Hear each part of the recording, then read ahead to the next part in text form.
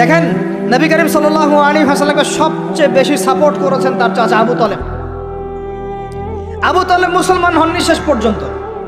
তার বাসাতে তিনি থেকেছেন, বড় হয়েছেন, ব্যবসা করেছেন।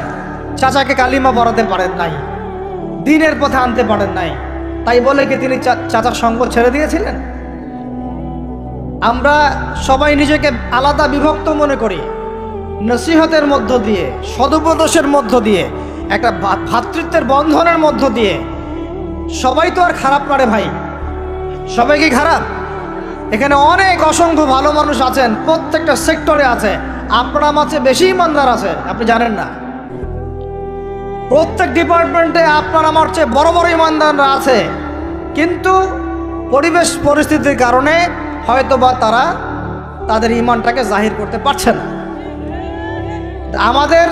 আমরা উগ্র হব না, তাদের প্রতি আমরা নসিহত করব, নরম হব, সবর করব, দাওয়াত দিব, এবং তাদেরকেও আমরা আমাদের একটা প্ল্যাটফর্মে আনার চেষ্টা করবো ইনশাআল্লাহ। এভাবে যখন আস্তে আস্তে মেহনতগুলো বাড়তে থাকবে,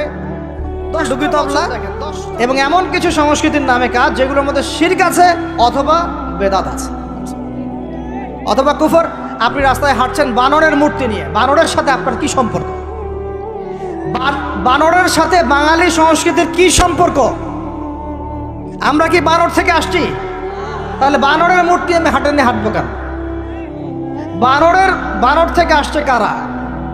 ওই যে শনিবারে যারা মাছ ধরতে নিষেধ করা হয়েছিল, তারপরেও মাছ ধরেছে। আল্লাহ পাক বলছেন ওদেরকে বানর বানিয়ে দিয়েছে। জানেন না এটা? পড়েন, পড়াশোনা করেন। পড়াশোনা না করলে আমার সব কথা বুঝতে পারবেন না হয়তোবা।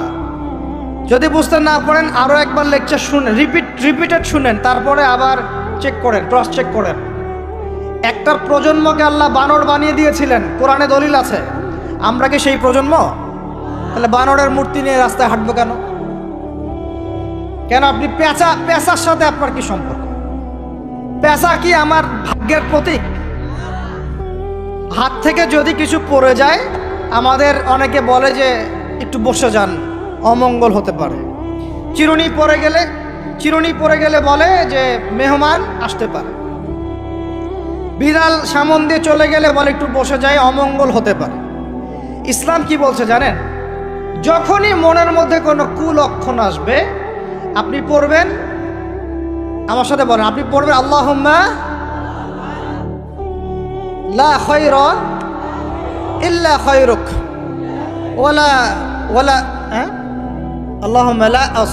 আল্লাহুম্মা লা তায়রা ইল্লা তায়রুক ওয়ালা খায়রা ইল্লা খায়রুক ওয়ালা ইলাহা গায়রুক। মানে আল্লাহ আপনার দেয়া কল্যাণ ছাড়া কোনো কল্যাণ নাই, আপনার দেয়া অকল্যাণ ছাড়া কোনো অকল্যাণও নাই, আপনি ছাড়া কোনো ইলাহ নাই। এই হলো মুসলমানের আকীদা। তো এখানে পেঁচার সাথে আপনার সংস্কৃতি কি সম্পর্ক? পেঁচা অমঙ্গলের লক্ষণ। এগুলো কি শুরু করেছি আমরা? যে কোনো একটা বিষয় নিয়ে যদি আলোচনা করতে চান, আসেন, বসেন, আমরা বসি, আলোচনা করি, সমাধানের পথ খুঁজি, প্রতিভাকে মূল্যায়ন করেন। ইউসুফ আলাইহিস সালাম বলেছিলেন যে আমি বিশ্বস্ত আস্থাভাজন, আমাকে এই খাজানার দায়িত্ব দেন। কে বলেছিল? ইউসুফ আলাইহিস সালাম। কখনো কখনো দায়িত্ব চেয়ে নেওয়া জায়েজ, যখন দেখবেন দায়িত্ব নেয়ার যোগ্য কোনো মানুষ নাই। কিন্তু যে পদ্ধতিতে এখন মানুষ দায়িত্ব চাচ্ছে, ওই পদ্ধতি তো ইসলাম সমর্থন করছে না। এখানে আপনি একজন ট্রান্সজেন্ডারকে দেখছেন মানুষের ঘরে ঘরে গিয়ে ভোট চাচ্ছে, একজন হিজড়াকে দেখছেন মানুষের ঘরে ঘরে গিয়ে ভোট চাচ্ছে, নারী থেকে পুরুষ হচ্ছে, পুরুষ থেকে নারী হচ্ছে। তাও আবার ভাই ওইদিকেই নিজেরও লজ্জা লাগতেছে, কারণ আমি আবার উত্তরবঙ্গের মানুষ। তো এখন কথা হচ্ছে যে এইটা তো সিস্টেম না, প্রতিভাকে মূল্যায়ন করতে হবে। আপনাদেরকে আল্লাহ পাক তৌফিক দান করেন, বলেন আমিন। এখন কথা হচ্ছে সংস্কৃতি যদি আপনি ভিতরে চোখ দিয়ে দেখেন, দেখবেন টপ টু বটম আপনি ইহুদি খ্রিস্টানদের সংস্কৃতি ফলো করছেন। আপনার খাওয়া, আপনার রুচি, আপনার অভ্যাস, আপনার পছন্দ, আপনার বিয়ের অনুষ্ঠান, আপনার জন্মদিন, আপনার মায়ের ওই কি বার্ষিকী, বাবার ওই বার্ষিকী, যা যা করতেছেন সব কিছুকে কার অনুসরণ করতেছেন আপনারা? ইহুদি খ্রিস্টানদের। একটা ভবন উদ্বোধন করবেন, খুচুত করে একটা ফিতা কাটলেন, কাইটটা মাশাআল্লাহ পায়রা আপনি উড়াই দিলেন, তো এই পাখি কি আমার কল্যাণ নিয়ে আসবে? হ্যাঁ, এই পায়রা আমার কল্যাণ নিয়ে আসতে পারে? ওইখানে দাঁড়ায় 2 রাকাত নামাজ তো পড়তে পারতেন, পরে আল্লাহর কাছে দোয়া করতে পারতেন, আল্লাহ আমি এই কাজটা শুরু করলাম, আল্লাহ তুমি বরকত দান করো। আমার সংস্কৃতি। একটা দোকান করেছেন, বাড়ি করেছেন, শুরুতেই আপনি ডিজে পার্টি দিলেন, ডিজে পার্টি, সুবহানাল্লাহ। সূরা বাকারার তেলাওয়াত তো দিলেন না। তাহলে পুরো বিশ্বের প্রত্যেকটা ডিপার্টমেন্ট, মূল জায়গাগুলো আমরা এখন নিয়ন্ত্রিত হচ্ছি, এবং ভিতরের চোখ দিয়ে যদি দেখি আমরা আমাদের শেকড় থেকে দূরে সরে গেছি। ভাই আল্লাহ পাক আমাদের সবাইকে বোঝার তৌফিক দান করেন। কথা বললে অনেক কথা বলতে পারতাম, আজকে আর বলতেছি না, শেষ করে দিই। আরেকটা পয়েন্ট বলবো, খালি লাস্ট পয়েন্ট, সেটা হচ্ছে ধর্মীয় অঙ্গনে। শেষ পয়েন্টটা কি ভাই? প্রথম পয়েন্টটা মনে আছে? ভিতরের চোখ দিয়ে দেখবেন পুরো বিশ্বের ভূ রাজনীতি, ভিতরের চোখ দিয়ে দেখবেন পুরো বিশ্বের অর্থনীতি, ভিতরের চোখ দিয়ে দেখবেন পুরো বিশ্বের কি শিক্ষানীতি, ভিতরের চোখ দিয়ে দেখবেন পুরো বিশ্বের সংস্কৃতি। সারা দেশে খ্রিস্টান মিশনারিদের তৎপরতা বেড়েছে। এই জন্য আমাদেরকে তুলনামূলক ধর্মতত্ত্ব পড়তে হবে, ওদের সাথে আমাদেরকে বাহাস করতে হবে, এই ভাইদেরকে ফিরিয়ে আনতে হবে। অনেকে টাকার কারণে উত্তরবঙ্গের দিকে, দক্ষিণবঙ্গে আপনার পাহাড়ি এলাকার দিকে এগুলোর তৎপরতা প্রচুর বেড়ে গেছে। আমরা তো মাশাআল্লাহ মিলাদ আর জিলাপি আর খোরমা আর কিয়াম নিয়ে দাঁড়িয়ে আছে। ভিতরে যে ইসলাম কোথায় চলে যাচ্ছে আমরা তো জানি না। আল্লাহ পাক আমাদেরকে বোঝার তৌফিক দান করেন। আরও বেড়েছে, ওই যে একটু আগে আপনারা আলোচনা করছিলেন কাদিয়ানি মতবাদ, এটা বাড়ছে। সুদী এনজিওর মতবাদ বাড়ছে। একজন আলেম বলেছিলেন বাংলাদেশের, যেদিন বাংলাদেশের 50% মানুষ খ্রিস্টান হয়ে যাবে, শিয়া হয়ে যাবে, কাদিয়ানি হয়ে যাবে, ওই দিন আপনাদের হুঁশ ফিরবে। আল্লাহ পাক আমাদেরকে ওই দিন আসার আগেই হুঁশে আসার তৌফিক দান করেন। সব ইখতিলাফি বিষয়গুলো ভুলে যান, মুমিনদের সাথে থাকেন, ওলামায়ে কেরামের জামাতের সাথে থাকেন, ছোটোখাটো বিষয় নিয়ে তর্ক করা বন্ধ করেন, ইস্যু পাগল হওয়া বন্ধ করেন, ডিভাইস আসক্তি বন্ধ করেন, এই শোডাউনগুলো বন্ধ করেন, মূল জায়গাগুলোয় কাজ করেন। সালাত, তাহাজ্জুদ, হালাল রিজিক, আদর্শ পরিবার গঠন, ঠিক আছে, দাওয়াতের মেহনত, সৎ কাজে আদেশ, অসৎ কাজে নিষেধ, এগুলোতে মনোযোগী হন। আল্লাহ পাকে ইনশাআল্লাহ আমাদেরকে তৌফিক দান করবেন ইনশাআল্লাহ। কারণ আল্লাহ ওয়াদা করেছেন, ইন তানসুরুল্লাহ ইয়ানসুরুকুম, তোমরা আল্লাহকে সাহায্য করো, আল্লাহ তোমাদেরকে সাহায্য করবে ইনশাআল্লাহ। কিন্তু ওয়াইন তাতাওয়াল্লাহ, তোমরা যদি সাহায্য না করে মুখ ফিরে চলে যাও, তাহলে ইয়াস্তাবদিল কওমান গায়রাকুম, আল্লাহ পাক অন্য কওমকে তোমাদের জায়গায় নিয়ে আসবেন, তোমাদেরকে সরাই দিবেন। সুম্মা লা ইয়াকুনু আমসালাকুম, তারা তোমাদের মতো অপদার্থ হবে না। নাউযুবিল্লাহ। আমরা চাই আল্লাহ যেন আমাদেরকে সরিয়ে না দিয়ে আমাদের দ্বারাই খেদমত নেন। আল্লাহ পাক কবুল করেন। আমাদের এই পুরো প্রজন্মটাকে আল্লাহ পাক তওবা করে ফিরে আসার তৌফিক দান করেন। বিশ্বের বুকে ওমর রাদিয়াল্লাহু আনহুর সময় আমরা যেমন মাথা উঁচু করে বাঁচতাম, ওইভাবে বাঁচার তৌফিক দান করেন। এমন একটা জায়গায় পুরো জাতিকে নিয়ে যাওয়ার তৌফিক দান করেন যেন আমাদের ভয়ে ওরা থরথর করে কাঁপা শুরু করেন। এগুলো বললে অনেক কথা, বললে কথা অনেক দিকে চলে যায়। কথা হচ্ছে আমরা বিগত 70 বছরে আমরা একটা মিসাইল বানাতে পারি নাই এখন পর্যন্ত। কথা অনেক গভীর। আমাদেরকে ওরা ভয় করবে কিভাবে? এ বিশ্বে তো ঢাল তলোয়ার দিয়ে যুদ্ধ হয় না। ওয়াইদ্দু লাকুম মাস্তাতাতুম মিন কুওয়াতিন, সূরা আনফালের মধ্যে আল্লাহ পাক আয়াত নাযিল করেছেন, হে মুসলিমরা তোমরা শক্তি অর্জন করো, তোমরা শক্তি সামর্থ্য অর্জন করো। তুরহিবুনা বিহি আদুওয়াল্লাহি ওয়া আদুওয়াকুম, এই শক্তি দিয়ে তোমরা আল্লাহর দুশমনদেরকে ভয় দেখাবা। এটা কে বলেছেন? আল্লাহ বলেছেন। ওই শক্তি কই? তা আমরা আপোষে লড়াইয়ে পড়ে আছি, আঞ্চলিক রাজনীতি নিয়ে পড়ে আছি, ভাইয়ে ভাইয়ে মারামারি কাটাকাটি করছি, আমরা গীবত সমালোচনার রাজনীতি করছি, মূল শক্তিটা আমরা অর্জন করতে পারছি না। আল্লাহ পাক আমাদেরকে সেইটা বোঝার তৌফিক দান করেন। চিন্তা করবেন না, চিন্তা করবেন না, আমরা যদি করতে পারি আল্লাহ পাক আমাদের হাতেই বিজয় দিবেন ইনশাআল্লাহ। আর এটাও চিন্তা করবেন না, নিশ্চিত থাকেন যদি আমরা করতে না পারি আল্লাহ আমাদের একটাকেও জীবিত রাখবে না, একটাকেও না। আল্লাহ পাক সবগুলোকে সরাই দিবেন ইনশাআল্লাহ, দিয়ে এমন একটা প্রজন্ম নিয়ে আসবেন ওরা পারবে ইনশাআল্লাহ। এটা ইয়াকিন রাখেন। আমরা যদি গাদ্দার হই, মুনাফিকি করি, আমানতের খেয়ানত করে ফেলি, ওই চেতনা আমরা যদি ধ্বংস করে ফেলি আল্লাহ পাক আমাদেরকে রাখবেন না। আর হে ঢাকাবাসী শুনেন, আল্লাহ পাক না রাখার জন্য একটা 5 মাত্রার ভূমিকম্প যথেষ্ট। আল্লাহকে ভয় করেন।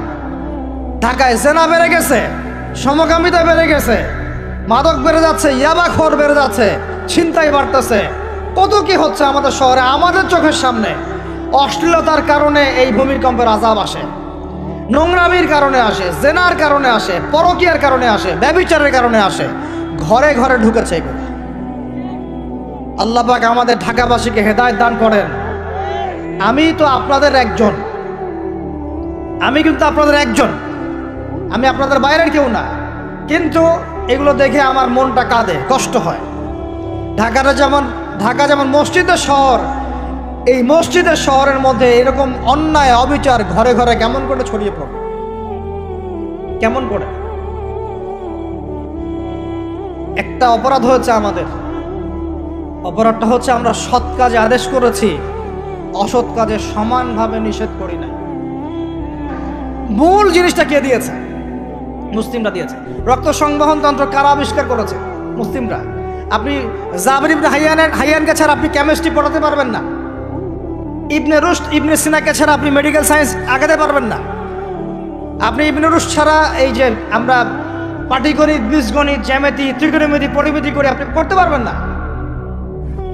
আমরা তো জেনারেল লাইন পড়েছি, আমাদের সাথে বসেন, এগুলো হয়তো সবাই আপনাকে বোঝাতে পারবে না।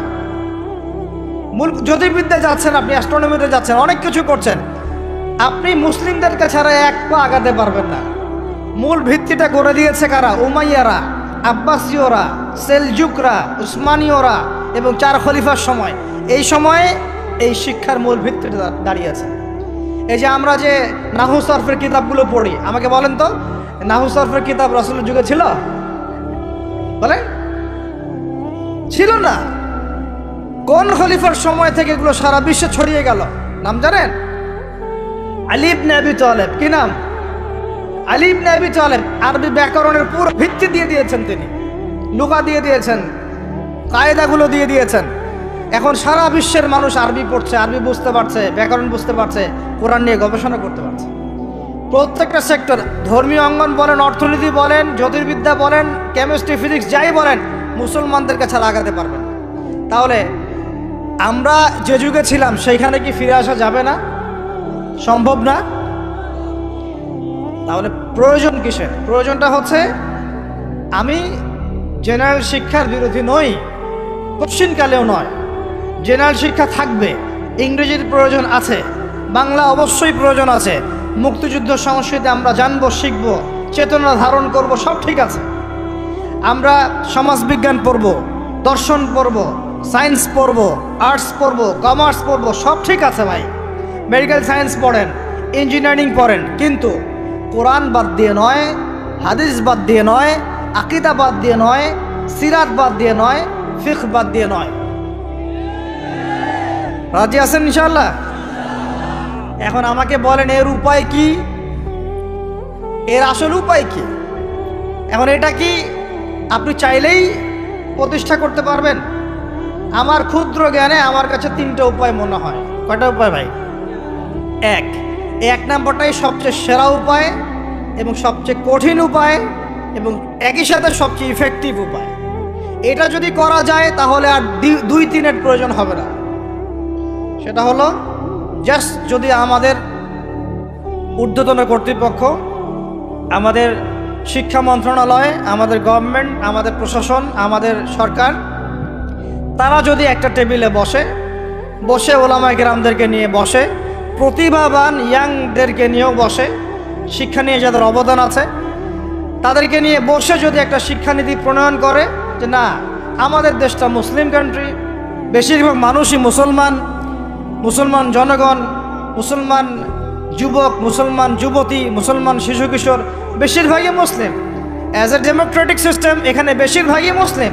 তাহলে তাদের স্বার্থ বিবেচনা করে আমরা একটা শিক্ষানীতি প্রণয়ন করি না কেন? একটা শিক্ষানীতি প্রণয়ন করি যেখানে প্লে গ্রুপ থেকে শুরু করে মাস্টার্স পর্যন্ত আমরা মাশাআল্লাহ 2টা শিক্ষাকে সমন্বয় করে দেব ইনশাআল্লাহ। এই সমন্বয়টা করলে আমার ছেলে বললাম তো 2 দিকেই ইনশাআল্লাহ এক্সপার্ট হবে। আমাদেরকে আলাদা করে কোনো প্রতিষ্ঠান খুলতেও হবে না। এটা কি করা যায় না? এটা যদি করা যায় তাহলে আমাদেরকে আলাদা করে কোনো মাদ্রাসাও খুলতে হচ্ছে না এখন, বরং যা আছে এটা দিয়ে যথেষ্ট, যা আছে এটা দিয়ে যথেষ্ট। আর সুন্দর নীতি থাকবে, সিলেবাস করে দেওয়া হবে, দেখবেন সবাই একই ভাষায় কথা বলছে, একই শিক্ষা শিক্ষিত হচ্ছে। একটা লেভেল পর্যন্ত অ্যাটলিস্ট মানুষ নৈতিক শিক্ষা পাবে, ইসলামী শিক্ষা পাবে। পরবর্তীতে গিয়ে ফ্যাকাল্টি আলাদা হয়ে যাবে, তারা কেউ ইঞ্জিনিয়ার, কেউ ডক্টর ইত্যাদি ইত্যাদি হতে পারে। এটা যদি আমাকে বলেন, আমাকে 5টা বছর সময় দেন, 5 বছর সময় দেন, যদি মূল্যায়ন করেন, আমি ইউসুফ আলাইহিস সালামের মতো বলতে বাধ্য হচ্ছি এখন। কারণ আমি এটা দেখে অনেক ব্যথিত হচ্ছে। কেউ বলুক না বলুক, আমি কোনো দলের পক্ষ থেকে বলছি না, কোনো মতের পক্ষ থেকে না, কোনো রাজনৈতিক ব্যক্তিবর্গের পক্ষ থেকেও নয়। আমি আমার ব্যক্তিগত ব্যক্তি স্বার্থের পক্ষ থেকে বলছি, আমাকে 5টা বছর সময় দেন, ইনশাল্লাহ এটা আমি করে দিতে পারবো। জাস্ট আমাকে একটা সমৃদ্ধ লাইব্রেরি দেন, বসার জায়গা দেন, কাজ করার জায়গা দেন, স্বাধীনতা দেন, ইনশাল্লাহ আমি করে দেই। তারপরে আপনারা চেক করেন, যদি মনে হয় হ্যাঁ দেয়া যায় তাহলে দেন, না হলে আমারটা ছুঁড়ে ফেলে দিন।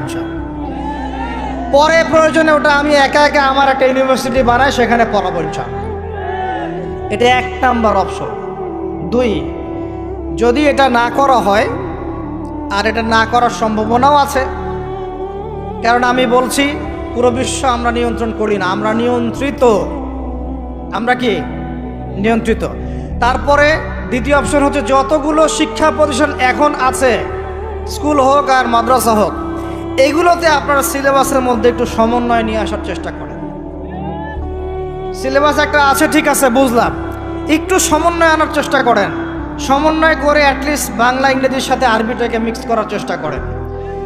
আমার ছেলে কোরআন শিখলে কোনো সমস্যা নাই, সে বিপদগামী হবে না, সে গোমরা হবে না, সে কখনো জঙ্গি সন্ত্রাসী হয়ে যাবে না ইনশাআল্লাহ, বরং সে এই দেশের একজন সম্পদ হবে ইনশাআল্লাহ, ইনশাআল্লাহ তাআলা। তো এত ভয় কিসের? কোরআনকে এত ভয় কেন করেন? নবীর সুন্নতকে এত ভয় করেন কেন? সমস্যাটা হচ্ছে কোরআন হাদিসের সঠিক ব্যাখ্যাটা না প্রচার করার কারণে কোনো ক্ষেত্রে মানুষ উগ্র হয়ে যাচ্ছে, এটা সত্য। কিন্তু আমরা সেই উগ্রতা ছড়াতে চাই না। আমরা কোনো বিচ্ছিন্ন জনগোষ্ঠী নই, আর আমাদের কোনো গোপন কোনো এজেন্ডাও নাই। আমাদের এজেন্ডা একদম স্পষ্ট পরিষ্কার। আমরা বাইতুল মুকাদ্দাস চাই, আমরা মুসলমানদের মধ্যে নৈতিকতা চাই, সুন্দর শিক্ষানীতি চাই, হালাল অর্থনীতি চাই, এবং হালালভাবে বেঁচে খেয়ে আল্লাহর ইবাদত করতে চাই। এতটুকুই, এর বেশি কিছু আমরা চাই না। এর বেশি কিছু চান না? আল্লাহ পাক আমাদের সবাইকে তৌফিক দান করেন। তো এই 2 নাম্বার অপশনটাও এফেক্টিভ যদি আপনারা করতে পারেন। আর 2 নাম্বারও যদি কাজ না হয়, তাহলে 3 নাম্বার একটা অপশন খোলা থাকে, যে নতুন করে কিছু প্রতিষ্ঠান গড়ে তোলেন এবং সেই প্রতিষ্ঠানগুলোতে আপনি আপনার মতো করে সুন্দর সিলেবাস মেনটেন করে আপনার বাচ্চাদেরকে পড়ানোর চেষ্টা করেন, যেখানে বাংলা ইংরেজি অঙ্ক এগুলোও থাকবে, জেনারেল শিক্ষাও থাকবে এবং ইসলামিক শিক্ষাও থাকবে। এছাড়া আমার মনে হয় না এই প্রজন্মকে বাঁচানোর চতুর্থ কোনো রাস্তা বাকি আছে। যদি থাকে আপনারা আমাকে জানায়। ভিতরের চোখ দিয়ে কি শিক্ষা বোঝাতে পেরেছি ভাই? আর 2টা জাস্ট বুঝাই ছেড়ে দেব, জাস্ট 2টা, ধৈর্য ধরেন। ভিতরের চোখ দিয়ে এবার সংস্কৃতি বোঝেন। কি বুঝবেন? ভিতরের চোখ দিয়ে যদি দেখবেন আমাদের মুসলমানদের সংস্কৃতির মধ্যে এখন সব বিজাতীয় সংস্কৃতি ঢুকে গেছে। একটা বিয়ে বাড়িতে যদি গানও বাজে, সেটাও বাজবে হিন্দি গান, সেটাও বাজবে ইংলিশ গান। মানে আপনি গানটাও যদি শুনেনও, একটা বাংলা গান শুনতে পারেন না, কারণ যে বাংলা ভাষার জন্য আপনি জীবন দিয়েছেন বলে দাবি করছেন, ওই চেতনাও আপনার মধ্যে আর বাকি নাই। ভাষার দিবস যখন আসে আমরা তখন একটা শোডাউন করার চেষ্টা করি, শহীদ মিনারে ফুল দেওয়ার চেষ্টা করি। আর সারা বছর আমার বাসায় চলে হিন্দি গান, ইংরেজি গান ইত্যাদি ইত্যাদি, হিন্দি সিনেমা, ইংরেজি সিনেমা। তো সংস্কৃতির কোন জায়গায় বাঙালিত্ব ধরে রাখতে পারলাম? পোশাক আশাক পরছি, কোন পোশাকটা বাঙালির সাথে মেলে? জুব্বা, দাড়ি টুপি, নাকি জিন্সের প্যান্ট আর গেঞ্জি? বলেন। শেরে বাংলা একে ফজলুল হকের দিকে তাকান, মৌলানা ভাসানের দিকে তাকান। সংস্কৃতি কি ছিল আমাদের বাপদাদাদের যুগটা চলে যান, ওই ফজরের আগে তারা ঘুম থেকে উঠতেন। আসসালাতু খায়রুম মিনান নাওম, কানে গেলে ঘুম থেকে উঠে যাইতেন, নামাজ পড়তেন। বাংলার ঘরে ঘরে কোরআন তেলাওয়াত শোনা যাইতো। এখন কি শোনা যায়? ফজরে পুরা ঘুম। প্রথম কাতারে আপনি যে কয়টা মানুষকে পাবেন তার মধ্যে 90% দিল। শুধু তাই না, IMF এর মাধ্যমে, ফেডারেল রিজার্ভের মাধ্যমে, ওয়ার্ল্ড ব্যাংকের মাধ্যমে তারা এটাকে আমরা দ্বিতীয় বিশ্বযুদ্ধের পরের কথা বলছি আর কি। ওই সময় ব্রেটন উড কনফারেন্স হয়েছে, পড়ে দেখুন। ব্রেটন উড কনফারেন্স হয়েছে, মার্কিন ডলারকে সারা বিশ্বের রুলিং মানে কারেন্সি হিসেবে ওরা নির্ধারণ করলো, মগের মূল্য, এবং প্রত্যেকটা কারেন্সি এর আন্ডারে নিয়ন্ত্রিত হবে এবং টাকার মান, অন্যান্য মুদ্রার মান বাড়বে কমবে এর ভিত্তিতে, আপনার প্রবৃদ্ধির ভিত্তিতে নয়। এবং তার হাতে নিয়ন্ত্রণ থেকে যাবে, যদি আপনি বেশি বাড়াবাড়ি করেন আপনার টাকার মান তারা কমাই দেবে। কয়দিন আগে ইলেকশনের আগে একটা শব্দ শুনেছিলেন অনলাইনে, স্যাংশন দিতে চাই, স্যাংশন। মনে আছে? হ্যাঁ, মনে আছে? কি জিনিস বুঝছেন আপনারা? কিছু ওটা বুঝেন নাই। অর্থনৈতিক নিষেধাজ্ঞা কিভাবে দিতে পারে? আপনার টাকার মান তারা কমাই দেবে। তখন 1 কেজি পেঁয়াজের দাম হবে 500 টাকা, 1 কেজি রসুনের দাম হবে 1000 টাকা, 1 ব্যারেল তেলের দাম হয়ে যাবে দেখবেন 10,000 20,000 টাকা। কিচ্ছু করতে পারবেন না। তুরস্কের মতো কান্ট্রি যখন ঘুরে দাঁড়ানোর চেষ্টা করছিল, ওদের লিরার মান তারা বাড়িয়ে দিল একদম, ওটা তো মনে হয় 12,000 পর্যন্ত চলে গেছে। ইনফ্লেশন বলি আমরা এটাকে, মুদ্রাস্ফীতি, ওটা প্রায় 12,000% পর্যন্ত বেড়ে গিয়েছিল। বলি নাউজুবিল্লাহ। এগুলো জুলুম, অর্থনৈতিক জুলুম। বাইরের চোখ দিয়ে দেখলে মনে হবে সুন্দর চলছে সব কিছু, ভিতরের চোখ দিয়ে দেখা শিখলে বুঝবেন অর্থনৈতিক ক্ষেত্রে এই বিশ্বে এই জায়নিস্টরা, ইহুদি খ্রিস্টানরা সবচেয়ে বেশি জুলুম করেছে। আরও আছে, বলতে থাকলে সারা রাত যাবে। এরপরে তারা আরবদেরকে বোঝালো, ইয়া শাইখ, আরবদেরকে বোঝালো, হাবিবি, ইয়া হাবিবি, কাছে আসেন, শোনেন, আমরা আপনাদের কাছে তেল আছে, আপনারা তো তেল বয়কট করে দিয়েছেন, আর তেল ছাড়া তো আমাদের যুদ্ধ বিমান ফ্লাই করছেন। তেল কাদেরকে দিয়েছে আল্লাহ পাক? মিডল ইস্টে আরবকে দিয়েছে, ঠিক আছে? এখন হাবিবিকে বলা হচ্ছে আপনারা তো তেল বয়কট করে দিলেন। এটা করেছিল বাদশাহ ফয়সাল, বলেন রাহিমাহুল্লাহ। উনি একজন সাহসী নেতা ছিলেন, এই জন্যই তাকে গুপ্ত হত্যা করা হয়েছে। সাহসী যারা, তাদেরকে গুপ্ত হত্যা করে এদের একটা সুন্নত, এটা মাথায় রাখবেন। খুব ট্যালেন্টেড একজন দেখবেন, খুব ট্যালেন্টেড একজন বিজ্ঞানী দেখবেন, হঠাৎ নাই, তাবাস করে মিসাইল এসে পড়ে গেল। এমন সূক্ষ্ম স্নাইপার দূর থেকে 12,000 কিলোমিটার দূর থেকে মেরে দিল, আপনার কলিজার মধ্যে ফেলে গেল। এগুলো জেনে বুঝেই আমরা প্রতিদিন সকাল করি, সন্ধ্যা করি, আলহামদুলিল্লাহ।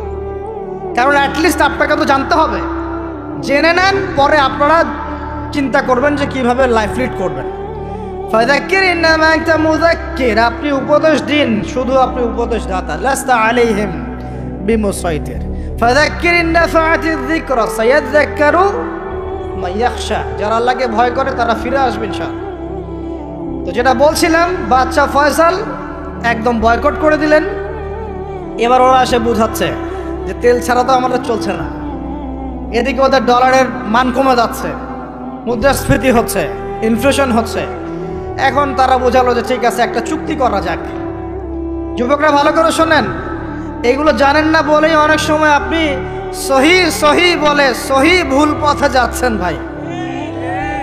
সহি পথেই যাচ্ছেন, বাট এটা সহি ভুল হয়ে যাচ্ছে। কথা বোঝাতে পারছি? সহিহের আড়ালে একটা মারাত্মক জয়ীফ আর জাল আকীদা আছে। এটা আপনার সামনে সহি দিয়ে ঢেকে দেওয়া হয়েছে, বুঝতে পারতেছেন না। এই জায়গাটাকে ভালো করে বোঝেন। যখন উম্মর সাথে কেউ গাদ্দারি করে তখন সে সহি থাকে না। উম্মতের সাথে কেউ যদি গাদ্দারি করে তখন সে কি থাকে না? সহি থাকে না। এখন আসেন, আমি ধর্মতাত্ত্বিক কথা বলছি। এখানে বাদশা ফয়সাল তাকে কনভিন্স করা হলো, ঠিক আছে আমরা তেল কিনবো, আপনাদের কাছ থেকে কিনবো, আপনাদের গালফ কান্ট্রি যেগুলো আছে এদের কাছ থেকে কিনবো, তবে একটা শর্ত, আপনারা তেল বিক্রি করবেন শুধু মার্কিন ডলারে, অন্য কোনো কারেন্সিতে তেল বিক্রি করতে পারবেন না। বলেন নাউজুবিল্লাহ।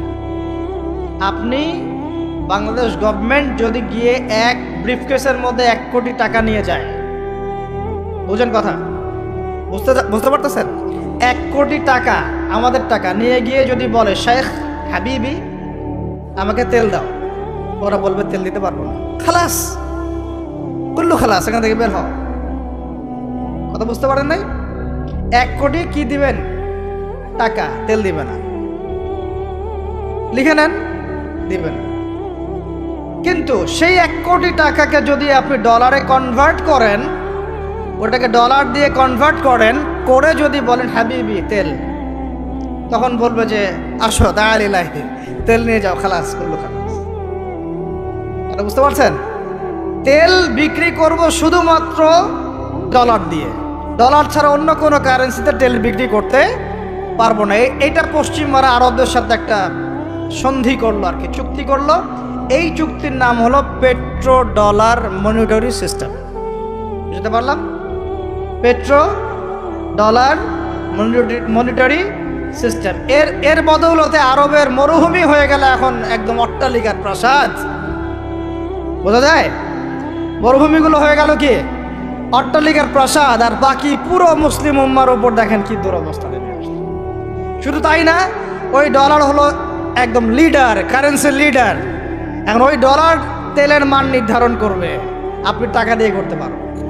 সারা বিশ্বের সবচেয়ে বড় অর্থনৈতিক জুলুম হচ্ছে এই পেট্রো ডলার মনিটারি সিস্টেম। এর চেয়ে বড় কোনো জুলুম হয়নি অর্থনৈতিক জীবন।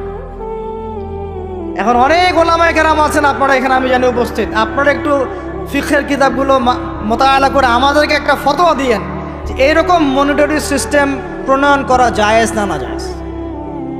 এটা আপনারা চিন্তা ফতোয়া দিয়েন, আমি ফতোয়া দিতে পারবো। আমি অর্থনৈতিক ভাষায় বলতেছি যে এই মনিটারি সিস্টেমটা পুরো বিশ্ব জুলুম নিয়ে আসছে। এখন আদতে, এখন শোনেন এই অংশটুকু শোনেন, তারপরে আমি শেষের দিকে চলে আসতেছি। আদতে এতে পশ্চিমাদের লাভ কি হয়েছে শোনেন। আমার কাছে এই যে ডলার, এটা আমি ছাপাই আমার দেশে, আমার কারখানায়। আমার খরচ হচ্ছে কাগজ, আমার খরচ হচ্ছে মেশিন, আমার খরচ হচ্ছে কালি। বোঝা যায়? বোঝা যাচ্ছে? আচ্ছা, এখন সেটা আমি বানালাম, ছাপালাম, গিয়ে আমি আরবকে দিলাম তেল দাও। ওরা এই কাগজের টাকাটা নিল, নিয়ে রিজার্ভ করলো, করে মূল যে তেল, এই তেলটা মনে করেন তেল বা সোনা, তেল বা সোনা একই কথা, কারণ সোনার ফাংশন প্লে করছে এখন তেল। এখন তো যেহেতু গোল্ড দিনার নাই, দিরহাম নাই, এই তেলটা তারা নিল, নিয়ে ওদের দেশের আন্ডারগ্রাউন্ডে বাংকার আছে, গ্যালনকে গ্যালন গ্যালনকে গ্যালন তেল রিজার্ভ করতে থাকলো, রিজার্ভ করতে থাকলো, রিজার্ভ করতে থাকলো। এমনভাবে রিজার্ভ করতে থাকলো যে বিগত আগামী 30 বছর যদি বিশ্বে কোনো তেল নাও থাকে, ওরা চলতে পারবে, প্লেন উড়াইতে পারবে। ওদের মিলস বন্ধ হবে না, ফ্যাক্টরি বন্ধ হবে না, ওদের ইন্টারনেট সেকশন বন্ধ হবে না, বিদ্যুৎ বন্ধ হবে না, ওদের কোনো কিছুই বন্ধ হবে না, কোনো প্রযুক্তি বন্ধ হবে না। এত তেল তারা এখন রিজার্ভ করলো কি দিয়ে? ওর দেশে ছাপানো বিনামূল্যের ডলার দিয়ে। এবং সেই ডলারটা আমরা নিলাম, নিয়ে আমরা মাশাআল্লাহ অট্টালিকা নির্মাণ করলাম, আর মনে করলাম যে মাশাআল্লাহ আমি তো খুব ধনী হয়ে গেলাম, সমৃদ্ধি অর্জন করলাম। আদতে এখানে পশ্চিমাদের সবই লাভ। আমরা বলি না জ্বালাও তাই কদু, সরি, আমরা বলি আম গেল সালাও গেল, তাই না? এখানে আমও তাদের, সালাও তাদের, আদতে আমাদের কিছু নাই। আপনারা হাসতেছেন, এইটা হচ্ছে সারা বিশ্বের সবচেয়ে বড় জুলুম। এখন আমরা তো থার্ড ওয়ার্ল্ডের কান্ট্রি, এরা হচ্ছে এটা হচ্ছে যারা বড় বড় ধনী রাষ্ট্র, ওদের অবস্থা হচ্ছে এই। আর আমরা যারা থার্ড ওয়ার্ল্ডের কান্ট্রি, উন্নত বিশ্বের দিকে এগিয়ে যাচ্ছে, আমরা যারা আস্তে আস্তে যে পথে আমাদের দুর্নীতি বাধা, আমাদের এই যে নৈতিকতার অবক্ষয় বাধা, আমাদের মধ্যে আমার অধীনতা বাধা, এই বাধাগুলো আমাদেরকে আগাতে দিচ্ছে না। তা আমাদের অবস্থা কি হতে পারে তাহলে চিন্তা করেন। এখন আমরা এই জায়গায় আছি, এই জায়গায় বসে বসে আপনি মনে করছেন যে আপনি মাশাআল্লাহ খুব পাক্কা মুসল্লি, হালাল খাচ্ছেন, নামাজ পড়তেছেন, তাহাজ্জুদ গোজার, জান্নাত কিনে নিয়ে চলতে থাকলে দেখবেন অচিরেই কোনো মানুষ বাচ্চাদেরকে স্কুলে পাঠাবে না, এটা অরুচি ধরে যাবে। তখন কি হবে?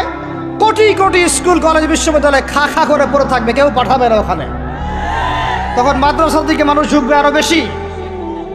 আমি তো চাই, আমি তো দাবি জানাই উপরের লেভেল থেকে এমন একটা শিক্ষা ব্যবস্থা প্রণয়ন করা হোক যাতে আমার মাদ্রাসা গড়ার প্রয়োজনই না হয়। ওই সিস্টেম রাষ্ট্রীয়ভাবেই পড়ানো হবে ইনশাআল্লাহ।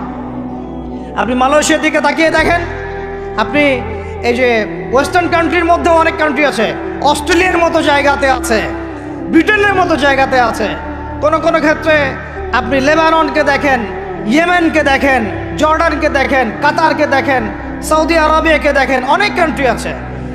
ভালো কাজের তো প্রশংসা করতে দোষ নাই, দোষ আছে? এমনকি অনেক পশ্চিমা কান্ট্রিতেও একদম উপর লেভেল থেকে ইসলামিক সিলেবাস প্রণয়ন করা হয়েছে। তার মানে এমন না যে তারা সায়েন্সকে গুরুত্ব দেয় নাই, ম্যাথকে গুরুত্ব দেয় নাই, ফিজিক্স পড়ায় নাই, অ্যাস্ট্রোফিজিক্স পড়ায় নাই, ইকোনমিক্স পড়ায় নাই, বিষয়টা এমন না। তারা ফিলসফি পর্যন্ত পড়িয়েছে। ঘাটাঘাটি করেন, অনলাইনে সব মজুদ আছে। এমন শিক্ষানীতি প্রণয়ন করা সম্ভব, একদম প্লে থেকে নিয়ে মাস্টার্স পর্যন্ত। আমার ছেলে ইমামতিও করবে, এদিকে বিমানও উড়াবে ইনশাআল্লাহ। আমার মেয়ে ডাক্তারও হবে, এদিকে দেখবেন হাফেজাও হবে ইনশাআল্লাহ। একজন মুফতি সাহেব, তিনি ফতোয়াও দিবেন, একই সাথে বিশ্ব অর্থনীতি সম্পর্কেও জানবেন ইনশাআল্লাহ। একজন আর্মি অফিসার, তিনি যেমন সামরিক ক্ষেত্রে লিডার হবেন, তেমনি দেখবেন ফিকহের কিতাব মোতালা করে ফতোয়া দিতে পারছেন ইনশাআল্লাহ। এই যুগটা এটা কোনো মানে স্বপ্নের যুগ নয়, এই যুগটা ছিল এক সময়। বেশি দিন দূরে যেতে হবে না, আপনি 200, 300, 400 বছর পিছনে যান, দেখবেন মুসলমানরা এমন সোনালী যুগ পার করে আসছে। অতএব এগুলো কোনো গাল গল্প করছি না আমি, এগুলো বাস্তবে রূপান্তরিত করা অবশ্যই সম্ভব, বারহাক সম্ভব, যদি এরকম কিছু মানুষের মধ্যে উদ্দীপনা থাকে, একটা সৎ সাহস থাকে, আমাদের উপর থেকে যদি একটা সহযোগিতা আসে এবং আমাদের মতো যারা ইয়াং তাদেরকে যদি মূল্যায়ন করা হয়, ইনশাল্লাহ দেখবেন বাংলার জমিন পরিবর্তন হয়ে গেছে।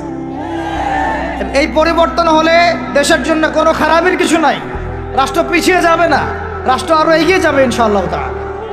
আরও ব্যাপার আছে। আপনি মালয়েশিয়ার একটা ক্লাস 10-এর বাচ্চার দিকে তাকান। ক্লাস 10-এর একটা বাচ্চা কোনোদিন মাদ্রাসায় যায়ই নাই, স্কুলে পড়েছে, কিন্ডারগার্টেনে পড়েছে, রাষ্ট্রীয় সিলেবাসে পড়েছে, মাত্র 10 থেকে 12 বছর পড়াশোনা করে ও এখন এদিকে এসএসসি এইচএসসি লেভেলেও চলে গেছে, ও লেভেল এ লেভেলস পরীক্ষা দিয়েছে, এদিকে সে ইমামতি করার যোগ্যতা অর্জন করেছে। এখন আমাকে বলেন ওই রাষ্ট্রটা কি পিছিয়ে গেছে?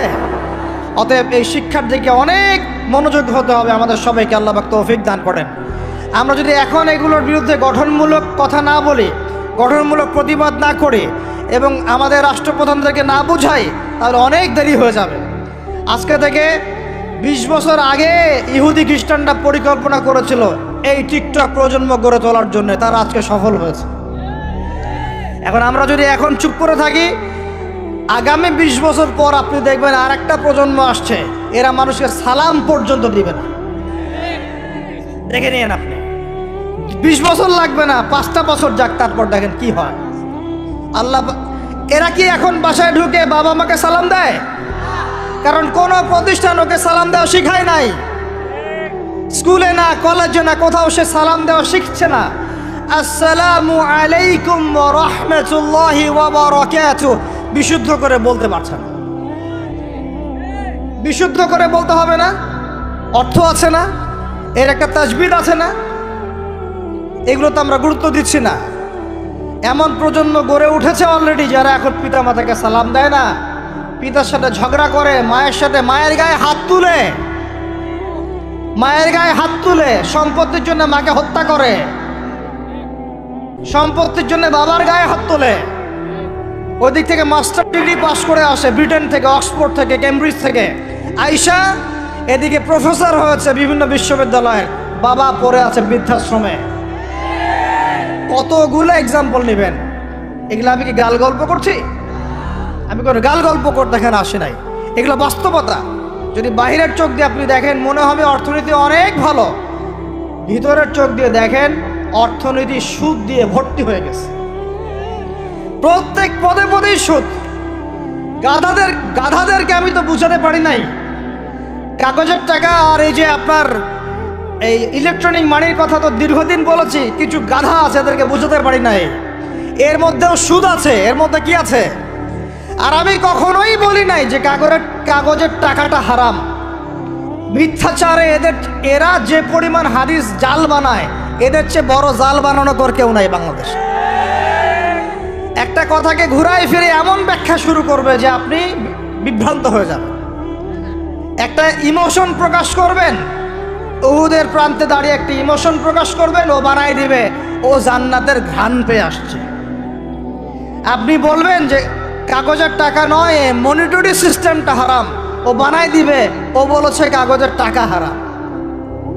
আপনি বলবেন যে আপনার যদি গান শুনতেই হয় তাহলে একা একা শোনেন, আমাকে শোনাচ্ছেন কেন? ও বানাই দিবে ও গান একা শোনা জায়েজ বানাই দিছে। এর এত খবিস, এত খান্নাস, এদের চরিত্রটা চিনতে পারতাম না আমরা যদি গাজাই শোনা আসতো। আল্লাহর কসম আমিও কিছু কিছু জায়গায় এদেরকে কোনো কোনো ক্ষেত্রে ভালো মনে করতাম। আল্লাহর কসম গাজাই শোনা আসলে আমি বুঝতে পারতাম না এদের ভিতরে কত মুনাফিকি আছে। আল্লাহ পাক আমাদেরকে মুনাফিকদের থেকে হেফাজত করেন, মাজলুম ভাইদের সাথে থাকার তৌফিক দান করেন, জালেমদের পক্ষপাতিত্ব করা থেকে আল্লাহ হেফাজত করেন। নির্লজ্জদেরকে দেখেছেন? নির্লজ্জরা এখনো বলেছে আইয়ুবী রাহিমাহুল্লাহর আকীদা ঠিক ছিল না। বলি নাউযুবিল্লাহ। আর আইয়ুবী রাহিমাহুল্লাহ যে ঘোড়ায় চড়ে জিহাদ করেছেন, ওই ঘোড়ার খুরের নিচে যে পরিমাণ মাটি ছিল, তোমার মতো হাজারটা মাতখালিকে ওই জায়গায় নিয়ে গেলেও তার সমপরিমাণ হবে না কখনো ইনশাআল্লাহ। আইয়ুবী রাহিমাহুল্লাহ যে তরোয়াল দিয়ে যুদ্ধ করেছেন, ওর এক ফোঁটা রক্তের দাম তোমাকে বিক্রি করলে হবে না ইনশাআল্লাহ। তুমি তার আকীদা নিয়ে প্রশ্ন তোলো, নির্লজ্জ কোথাকার। একজন বলেছে ফিলিস্তিনিরা মায়ের খাবে না কেন? ইহুদিদের সাথে থাকতে থাকতে নাকি ওদের মতোই হয়ে গেছে। নাউযুবিল্লাহ। আল্লাহ মাফ করেন, আল্লাহ হেফাজত করেন। একজন বলেছে যে হামাস ইহুদিদেরই হাতে তৈরি করা, বিচ্ছিন্ন হয়ে নাকি সন্ত্রাসী কর্মকাণ্ড করছে। বলার ভাষা নাই, আমি বলতে বলতে ক্লান্ত হয়ে গেছে, আর বলতে চাই না। বলার আমার রুচিও করে না, আর ভাষাও নাই। তবে এতটুকু আপনাদেরকে আমি আশ্বস্ত করতে চাই, ইনশাআল্লাহ তাআলা বাংলাদেশের হকপন্থী ওলামায়ে কেরামদের যে জামা আছে, কওমি ঘরানার ওলামায়ে কেরামদের যে হকপন্থী ওলামায়ে কেরামদের জামা আছে, প্রত্যেক বই, প্রত্যেক মেম্বার, প্রত্যেক আলোচনায় তারা আল আকসা ইস্যুটাকে জীবিত রাখবে ইনশাআল্লাহ। এটাকে আমরা জীবিত রাখবো ইনশাআল্লাহ। ওরা এটাকে ভুলিয়ে দিতে চাচ্ছে, এই জন্য নতুন নতুন ইস্যু তৈরি করার চেষ্টা করছে। খবরদার আপনারা এই ইস্যুতে পা দিবেন না। আপনাদেরকে ভিতরে চোখ খুলতে হবে এবং মূল গন্তব্য চিনতে হবে। আল্লাহ রাব্বুল আলামিন আমাদের সবাইকে ভিতরে চোখ দিয়ে এই বিশ্বকে দেখার তৌফিক দান করেন। বিশ্ব অর্থনীতিকে দেখবেন, ভিতরে চোখ দিয়ে দেখবেন ইলেকট্রনিক মানির মধ্যেও সুদ আছে, কাগজের টাকার ভিতরেও সুদ ঢুকেছে। সামনে আসবে বিটকয়েন্স, যেটা অলরেডি চলে আসছে। আরেকটা আসবে, সেটা হলো ক্যাশলেস সোসাইটি। কি বললাম বলেন? বলদ বলবে যে ভবিষ্যৎবাণী করে গেল, আহলুল বলদ ওয়াল কিরদা, আহলুল হিমার ওয়াল কিরদা। তো এরা ভবিষ্যৎবাণী করে গেল। আরে বর্তমান সম্পর্কে তুমি খবর রাখো না বলেই তো বর্তমানকে ভবিষ্যৎ মনে হয় তোমার। এটা বহু কান্ট্রিতে অলরেডি চালু হয়ে গেছে। এই যে আমাদের অনেক ভাই ব্যবসা করে, তারা চায়না যায়, কোরিয়া যায়, উত্তর কোরিয়া, দক্ষিণ কোরিয়া যায়। ওরা দেখে আসতেছে চায়না চালু করে ফেলছে অলরেডি। ক্যাশলেস সোসাইটি মানে হচ্ছে আপনি আপনার মুদ্রাকে সংরক্ষণ করতে পারবেন না। আপনি দেখলেন খিদির আলাইহিস সালাম দেয়াল নির্মাণ করলেন, দেয়ালের নিচে কি ছিল? খাজানা ছিল। তাহলে দেয়ালের নিচে খাজানা তিনি সংরক্ষণ করলেন কেন? এতিম বালকরা যেন বড় হয়ে সেটা নিতে পারে। তাহলে আপনি চিন্তা করেন ওই মুদ্রাটা কি ছিল? ইলেকট্রনিক মানি ছিল যেটা তিনি সংরক্ষণ করলেন। ওই মুদ্রাটা কি কাগজের মুদ্রা ছিল যেটা তিনি সংরক্ষণ করলেন? ওই মুদ্রাটা কি বিটকয়েন ছিল যেটা তিনি সংরক্ষণ করলেন? তিনি সংরক্ষণ করেছেন হয় গোল্ড কয়েন অথবা রূপার মুদ্রা। কারণ এটার মূল্য কমে যাবে না, এরা 20 বছর পর বড় হলেও বাবারই সম্পত্তি ফেরত পাবে। এইটা হলো ইসলামিক কারেন্সি, যেটা বিশ্ব থেকে উঠিয়ে দিয়েছে এই IMF, ওয়ার্ল্ড ব্যাংক আর ইউনাইটেড স্টেট এবং এদের যে চালাপালা এগুলো সব। আমরা এই ব্যাস ওই সুর মিলাচ্ছি। ওরা কাগজের মুদ্রা দিয়ে সারা বিশ্বটাকে ডমিনেট করছে। তাও আবার এখানে আরও ব্যাপার আছে, কাগজের সব মুদ্রা আবার এক মানের না। একগুলো হচ্ছে হার্ড কারেন্সি মানে শক্তিশালী কারেন্সি, একগুলো সফট কারেন্সি মানে নরম কারেন্সি। বাংলাদেশের টাকা কোন কারেন্সি, হার্ড না সফট? এতটুকু তো জানেন। হার্ড কারেন্সি কি? মার্কিন ডলার, মানে মগের মূল্য। একটা কথা হচ্ছে না, মগের মূল্য। মগ কারা জানেন? ওই যে যারা রোহিঙ্গাদেরকে মেরেছিল ওরা এদের বলে মগ।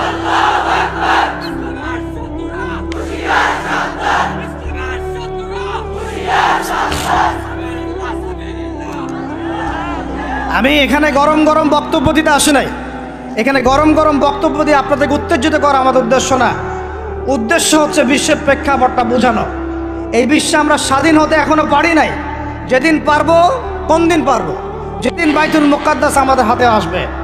বিশ্বাস করেন ওই জায়গা থেকেই ইনশাআল্লাহ অচিরে ঈসা ইবনে মারইয়াম সারা বিশ্বকে শাসন করবে ইনশাআল্লাহ। ওই সময় দেখবেন মুসলমানরা স্বাধীনতা কাকে বলে। আমি বলেছি এক একটা জুলুমের 10 গুণ চড়া হিসাব। এটা হবেই, আমরা পারি আর না পারি, আমরা বেঁচে থাকি আর না থাকি, আপনারা থাকেন আর না থাকেন, আমাদের বাচ্চারা থাকুক আর না থাকুক, একটা প্রজন্ম আল্লাহ পাক নিয়ে আসবেন। একটা প্রজন্ম আল্লাহ পাক নিয়ে আসবেন। আমি বলছি ওই প্রজন্ম টিকটক প্রজন্ম না, ওই প্রজন্ম এইসব মানে সেলফি শোডাও নাইওয়াস প্রজন্ম না। ওই প্রজন্ম এরকম না যে নামাজ পড়ে না, কুরআন তেলাওয়াত করে না।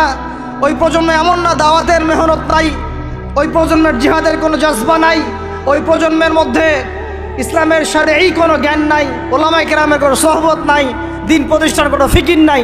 এমন প্রজন্মের কোনো প্রয়োজন নাই আমাদের। আমাদের এমন প্রজন্মের দরকার যে প্রজন্মের প্রত্যেকটা যুবক ভাই নামাজি, কোরআনওয়ালা, সুন্নতওয়ালা, সুন্নতের পাবন্দ এবং তাহাজ্জুদ গোজার। এক কথায় রাতের বেলার দরবেশ, দিনের বেলার ঘোড়সাওয়ার। এইরকম প্রজন্ম যখন আমরা গড়তে পারবো, ওই দিন ইনশাল্লাহ এই মাহফিল বলেন, এই মসজিদ, মাদ্রাসা, এই রাষ্ট্র সব সফল হবে ইনশাল্লাহ। এখন শুধু বেসিক কাজ করা হচ্ছে। আমাদের মূল গন্তব্য বাইতুল মুকাদ্দাস, ওইটা না আসা পর্যন্ত আমাদের শান্তি নাই, ঘুম নাই। কারণ ওরা আপনাকে ঘুমাতে দিবে না। তো আপনারা কি মনে করেছেন যে ওরা শুধু অতটুকু গাজার ওই অতটুকু জায়গায় চায়? কোশ্চিন কালেও নয়। যে আরবরা ওদের বিরুদ্ধে এখন কথা বলতে সাহস পাচ্ছে না, ওই এক একটা আরব রাষ্ট্র দখল করে ছাড়বে, দেখে নিয়ে। আমি যদি ওটা চাচ্ছি না, দোয়া করি না, কিন্তু ওদের এজেন্ডা এটাই যে পুরো, আমি আখিরুজ্জামানের স্টুডেন্ট, ওদের এজেন্ডা জায়নিজম, পেট্রো ডলার থেকে শুরু করে প্যালেস্টাইন ইস্যু নিয়ে আমি আলহামদুলিল্লাহ বিগত 5-7 বছর থেকে পড়াশোনা করেছি।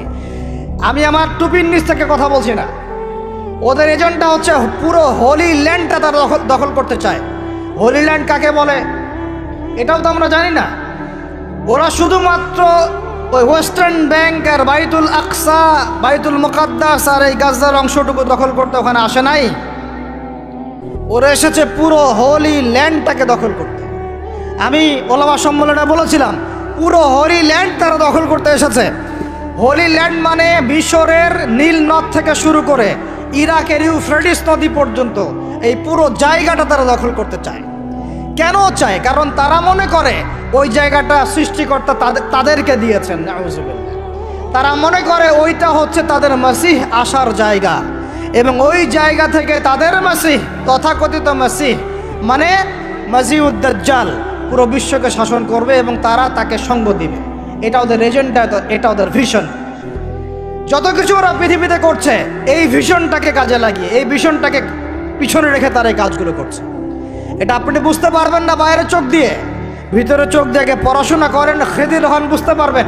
ওরা বাইতুল মুকাদ্দাস চায় না, পুরো হোলি ল্যান্ডটাই দখল করতে চায়। এ কারণেই, এই উদ্দেশ্যেই তারা বিগত 100 বছর থেকে পুরো ওয়ার্ল্ড অ্যাফেয়ার্সের আগে রাজনীতির নিয়ন্ত্রণ নিয়েছে। কিসের নিয়ন্ত্রণ নিয়েছে? আপনি নিচু নিচু জায়গায় যত কথাই বলেন, ওই জায়গার ক্ষমতা আপনার হাতে না থাকলে আপনি জনগণকে সর্বোচ্চভাবে ইসলামের দিকে আনতে পারবেন না। আপনি এখন যদি সবাইকে জোর করে মাস্ক পরাতে পারেন আইন প্রয়োগ করে, এভাবে ওই ক্ষমতা হাতে থাকলে প্রত্যেক জনগণকে কোরআনও শেখানো যায়।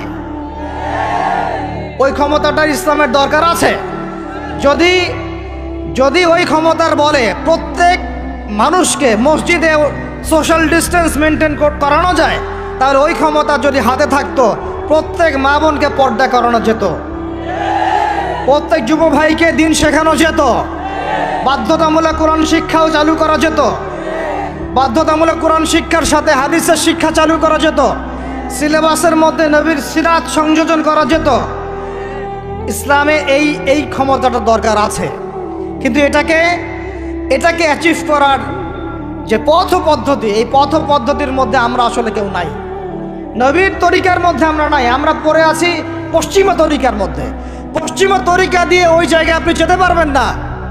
আর যদি যেতে পারেনও, পশ্চিমারা আপনাকে সেখানে থাকতে দিবে না। আমাদের এখানে সবচেয়ে ভালো মানুষ যিনি, এখানকার এই এলাকার যিনি দায়িত্বশীল, তিনি যদি সবচেয়ে মোত্তাকি পরহেজগার মানুষ হন, তিনিও যদি দাঁড়িয়ে বলেন যে আমি ইসলামের পক্ষে আছি, কোরআনের পক্ষে আছি, হাদিসের পক্ষে আছি, আমি বাইতুল মুকাদ্দাসের পক্ষে আছি, মাজলুম ফিলিস্তিনিদের পক্ষে আছি, তার উপর থেকে চাপ চলে আসবে। কারণ পুরো বিশ্বের শক্তিটা নিয়ন্ত্রণ করছে এখন ইহুদিরা, নাসারারা, জায়নিস্টরা। ওই জায়গায় যতক্ষণ পর্যন্ত আঘাত তা পড়ছে ততক্ষণ পর্যন্ত আপনি বিশ্বে স্বাধীন হতে পারবেন না। অতএব বাইরের চোখ দিয়ে না, ভিতরের চোখ দিয়ে দেখতে শিখুন। তো ভিতরের চোখ পুরো জিও পলিটিক্সটা আপনাকে বুঝাবে। ভিতরের চোখ দিয়ে দেখলে আপনি দেখবেন মুসলমানরা এখনও তাদের অধীনে পরাধীন হয়ে আছে। এখান থেকে আমরা স্বাধীনতা চাই ইনশাআল্লাহ। আল্লাহ পাক আমাদেরকে সেই স্বাধীনতা অর্জন করার তৌফিক দান করেন। এবার অর্থনৈতিক জীবনে আসেন। অর্থনৈতিক জীবনে এসে দেখবেন আপনি মাশাআল্লাহ মনে করবেন যে আপনি তো হালাল খাচ্ছেন, হ্যাঁ গরুর গোশত খাচ্ছেন প্রত্যেক জুমায়, আমরা মাশাআল্লাহ মুরগির রোস্ট খাচ্ছি। ঢাকার মানুষ তো খালি খায় আর খায়, সবাই খাচ্ছে মাশাআল্লাহ বসে, ছেলে মেয়ে, ফুচকা চটপটি এইটা ওইটা, আর খাবারের দোকানের অভাব নাই, সবাই খাচ্ছে। ভাবখানা এমন যে দুনিয়াতে এসেছি খাওয়ার জন্যে, দুনিয়াতে আসছে 3টা কাজ, খাবো, টয়লেট করব, আর মেয়েদের সাথে সহবাস করবো, ব্যাস, দ্যাটস অল। ভাবখানা দেখলে এমন মনে হয় আমাদের। আল্লাহ পাক আমাদেরকে বুঝদান করেন, হেফাজত করেন। এইগুলো করতে দুনিয়াতে আসি নাই আমরা, এগুলো আমাদের মূল কাজ নয়, এগুলো আমাদের প্রয়োজন। আপনি মনে করছেন যে মাশাআল্লাহ সবাই হালাল খাচ্ছি, বিশ্বাস করেন পুরো বিশ্বের অর্থনীতি সুদভিত্তিক। একদম খোলামেলা ওয়াকুলু কওলান সাদীদা বললাম, আল্লাহ পাক বলেছেন একদম স্পষ্ট সরাসরি খোলামেলা কথা বলো। পুরো বিশ্বের অর্থনীতি সুদভিত্তিক। যারা এই পুরো বৈশ্বিক অর্থনৈতিক সিস্টেমের মধ্যে ঢুকে গেছে, অর্থাৎ ওয়ার্ল্ড ব্যাংক, IMF এবং ফেডারেল রিজার্ভ ব্যাংকের আওতায় চলে আসছে, এরকম কোনো সেন্ট্রাল ব্যাংক 100% সুদমুক্ত হতে পারবে না। ফুল স্টপ, কোনোভাবেই সম্ভব না। আপনি যত বড় মুসলিম কান্ট্রি হন না কেন, আপনি এদের আওতায় থাকলে কোনো অবস্থাতেই সুদমুক্ত থাকতে পারবেন না। তাহলে এখন আমি যদি আপনাকে প্রশ্ন করি, বিগত 20 বছর থেকে একটা রাষ্ট্র এই জালেমদের বিরুদ্ধে লড়াই করেছিল এবং সাম্প্রতিক সময়ে তাদের কারেন্সি মার্কিন ডলারকে ছাড়িয়ে গেছে। তারা কিভাবে পেরেছে? এই তথ্য কি আপনাদের কাছে আছে? তথ্য আছে? নাম মেনশন করার দরকার নাই, আপনারা বুঝতে পারেন কি পারেন না? এই মোল্লাদের দৌড় মসজিদ পর্যন্ত নয়, এই মোল্লাদের দৌড় হবে বাইতুল মুকাদ্দাস পর্যন্ত ইনশাআল্লাহ। ওইখানে নামাজ না পড়া পর্যন্ত এদের ঘুম হবে না ইনশাআল্লাহ। দেখে নিয়ে কথা হচ্ছে তারা পড়লো কিভাবে? অনেক কারণ, যাকাত ভিত্তিক অর্থনীতি, তারপরে দ্বৈত অর্থনীতি, হালাল অর্থনীতি, দুর্নীতি কমানো, কৃষিভিত্তিক অর্থনীতি 3 বছরের মধ্যে ঘুরে দাঁড়িয়েছে, মাত্র 3 বছরের মধ্যে। সারা বিশ্বের অর্থনীতি এখন সুদ ভিত্তিক। এখান থেকে ঘুরে দাঁড়াতে হলে আমরা অবশ্যই পারবো, কেন পারবো না? আমাদের প্রথম কাজ করতে হবে, সমস্ত দুর্নীতি বন্ধ করে ফেলতে হবে। 1 নাম্বার, যত কালো টাকা সব সাদা করে ফেলতে হবে, এবং যারা কালো টাকার সাথে সম্পৃক্ত সবগুলোকে ধরবেন, ভিতরে ঢুকাই ফেলবেন। একদম ওমরের শাসন, একদম ওমরের শাসন কায়েম করে ফেলতে হবে। আমরা সে জায়গায় যেতে চাচ্ছি না, আমরা বলছি আপনারাই সেই কাজ করেন। আমরা উদাত্ত আহ্বান জানাচ্ছি, যেই থাকে উপরে, আমরা দোয়া করতে সমস্যা আছে? আমরা সেই জায়গায় জোর করে যেতে চাচ্ছি না, অন্তত আমার এই ইচ্ছা নাই। আর আমি কোনো পলিটিক্যাল দলের মানুষও না, জীবনে করিও নাই, করার ইচ্ছাও নাই। আমি আমার অনুরোধ, আমার আক্ষেপ, আমার আবদার হচ্ছে সমস্ত দুর্নীতিবাজদেরকে ধরবেন আর সাইজ করবেন। উমর রাদিয়াল্লাহু তাআলা আনহুর মতো সে যদি দাড়িওয়ালাও হয়, টুপিওয়ালাও হয়, পাগড়িওয়ালা হয়, জুব্বাওয়ালা হয়, ইমাম হয়, তবু তাকেও ধরবেন, কোনো সমস্যা নেই। সমস্ত কালো টাকাকে সাদা করে ফেলবেন, দেখবেন এমনি বাইতুল মালের সম্পদ বেড়ে গেছে, আলহামদুলিল্লাহ। দ্বিতীয় কাজ, যাকাত ভিত্তিক অর্থনৈতিক সিস্টেম চালু করা। বাংলাদেশে এমন প্রচুর মানুষ আছে যাদের একজনের যাকাতের টাকা দিয়ে একটা গ্রামের মানুষকে খাওয়ানো যাবে ইনশাআল্লাহ। এরা যাকাত দেয় না, এরা ট্যাক্সও দেয় না, সরকারকে করও দেয় না, যাকাতও দেয় না। এই ট্যাক্স ফাঁকি দেওয়া মানুষ, কর ফাঁকি দেওয়া মানুষ, এই জোচ্চোরদেরকে ধরতে হবে, ধরে এদের কাছ থেকে যাকাত আদায় করতে হবে, বাধ্যতামূলক যাকাত আদায় করতে হবে। তারপরে দেখবেন আমরা বৈদেশিক ঋণের জন্য বসে থাকার কোনো প্রয়োজন হবে না, আমাদের টাকা দিয়ে আমরাই চলতে পারবো ইনশাআল্লাহ। 3 নাম্বার হচ্ছে দ্বৈত অর্থনীতি। ওরা কিন্তু একটা কারেন্সি চালায় নাই, একাধিক কারেন্সি চালিয়েছে। এটা অর্থনীতিবিদ যারা, তারা বুঝবেন। একটা কারেন্সির অনেক দুর্বলতাও আছে, এগুলো নিয়ে আমি খোলামেলা কথা এই মাহফিল স্টেজে বলতে পারবো না। বসতে চাইলে বসেন আমার সাথে, অর্থনীতি নিয়ে বসতে চাইলে আমার সাথে বসেন, আমরা আলোচনা করি, কথা বলেন, আমাদেরকে মূল্যায়ন করেন, কথা শোনেন। ইউসুফ আলাইহিস সালাম বলেছিল না যে আমি বিশ্বস্ত, আমাকে দায়িত্ব দেন? আমি বলতে চাই আমি বিশ্বস্ত, মহাবিশ্বে কিছু একটা হতে পারে, আল্লাহ ভালো জানেন। তো ওইদিকে আমরা যাচ্ছি না। এখন নবী মুসা আলাইহিস সালাম হাঁটতে শুরু করলেন। চলতে চলতে চলতে তিনি ওই মাজমাউল বাহরাইনের কাছে পৌঁছে গেলেন। আল্লাহর পক্ষ থেকে নির্দেশ ছিল, তোমার থলির মধ্যে একটা মাছ নাও, যেই মাছটা যখন লাফ দিয়ে জীবিত হয়ে যাবে এবং সমুদ্রে লাফ দিয়ে ফেলবে, তখনই তুমি তার দেখা পাবে। একটা মৃত মাছ তিনি নিলেন, হাঁটা শুরু করলেন, যোজন যোজন দূর চলতেই থাকলেন, হাঁটতেই থাকলেন। এক পর্যায়ে একটা পাথরের হেলান দিয়ে রেস্ট নিচ্ছেন, বিশ্রাম করছেন। বিশ্রাম করতে গিয়ে তিনি তার সঙ্গীকে বলছেন, আচ্ছা যে নাস্তা নিয়ে আসছিলাম সেটা নিয়ে আসো দেখি। তখন তিনি বলছেন, আমি তো আপনাকে বলতে ভুলে গিয়েছি, ওই মাছ তো জীবিত হয়ে চলে গেছে সমুদ্রের মধ্যে। তখন মুসা আলাইহিস সালাম বললেন, আরে আমাকে এতদিন বলোনি কেন, এতক্ষণ বলো নাই কেন? ওইটাই তো সেই জায়গা যেখানে আমি তাকে পাবো। তারা আবার ব্যাক করলেন, সেই জায়গায় দেখলেন পাথরের উপরে সেই আল্লাহর বান্দা বসে আছে। তার নাম খিদির আলাইহিস সালাম। খিদির শব্দের অর্থ শ্যামল, খিদির মানে শ্যামল। হাদিসে আসছে তিনি যেখানে যেতেন, মৃত জায়গার উপরে বসলে সেই জায়গা সবুজ হয়ে যেত। সুবহানাল্লাহ। তো খিদির মানে শ্যামল, সবুজ আলাইহিস সালাম। এখন তিনি পাথরের উপরে বসে আছেন। নবী মুসা আলাইহিস সালাম গিয়ে সালাম দিলেন, বললেন আসসালামু আলাইকুম ওয়া রাহমাতুল্লাহ। তখন তিনি বলছেন, ওয়া আলাইকুম আসসালাম ওয়া রাহমাতুল্লাহি ওয়া বারাকাতুহু। তো মুসা আলাইহিস সালাম বলছেন, আমি মুসা। তখন খিদির আলাইহিস সালাম বলছেন, তুমি কি বনু ইসরাইলের মুসা? তুমি কি বনু ইসরাইলের মুসা? মানে বুঝাতে চাচ্ছি, খিদির আলাইহিস সালাম বনু ইসরাইলদের কেউ নন। পৃথিবীর সবচেয়ে জ্ঞানী মানুষ বনু ইসরাইলদের মধ্যে নন, তিনি বনু ইসরাইলের বাইরে কেউ একজন। তাই এখনকার যে স্টেট অফ ইসরায়েল দাবি করে যে তারা হচ্ছে ইহুদি এবং তারা বনু ইসরাইল, তারাই পৃথিবীর সবচেয়ে এলিট সোসাইটি, বাকি সবাই তেলাপোকা, ওদের এই দলিল, এই কথার উল্টা দিকে কোরআন কথা বলেছে যে খিদির বনু ইসরাইলের কেউ ছিল না।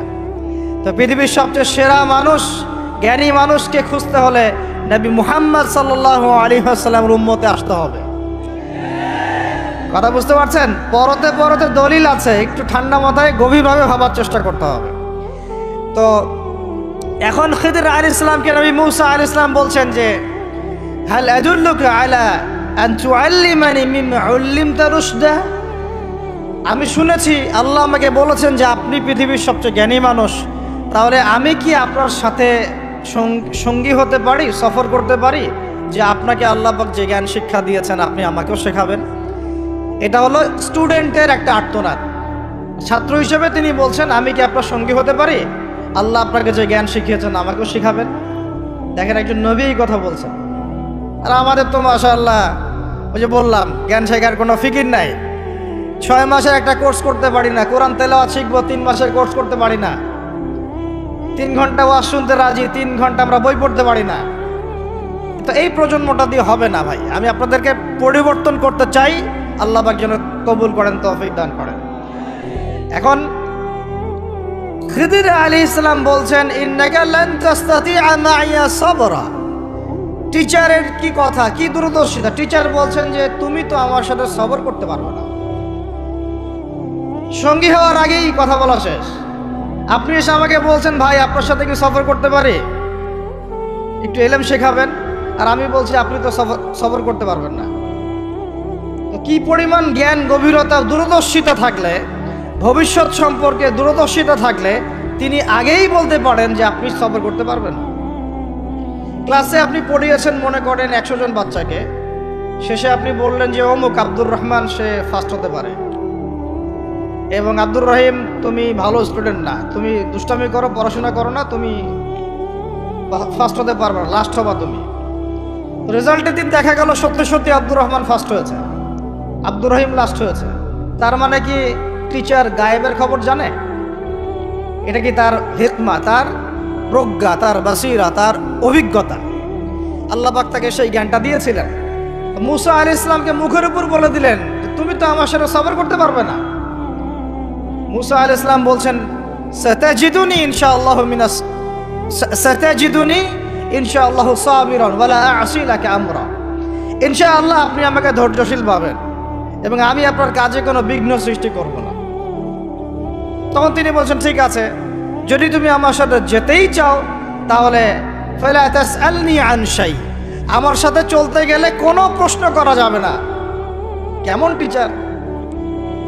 টিচার দেখেন, আমার সাথে চলো, জ্ঞান অর্জন করতে চাও করো, কোনো প্রশ্ন করতে পারবে না। একটা হাদিসেও আসছে একটা কম ধ্বংস হয় যখন নবীদেরকে অতিরিক্ত প্রশ্ন করে, এটা কেন, ওইটা কেন, ওইটা কেন। বেশি প্রশ্ন করতে হয় না, অতিরিক্ত প্রশ্ন করতে হয় না। তো যাই হোক, সফর শুরু হলো। ফানসালাকা, তারা হাঁটা শুরু করলেন। হাত্তা ইযা রাকিবা ফি সাফিনাতি খারাকাহা, চলতে চলতে একটা নদী আসলো। তো এই নদীর পার হয়ে আরেক জায়গায় যেতে হবে, কিন্তু এটা পার হওয়ার জন্য তাদের কাছে অর্থ নাই।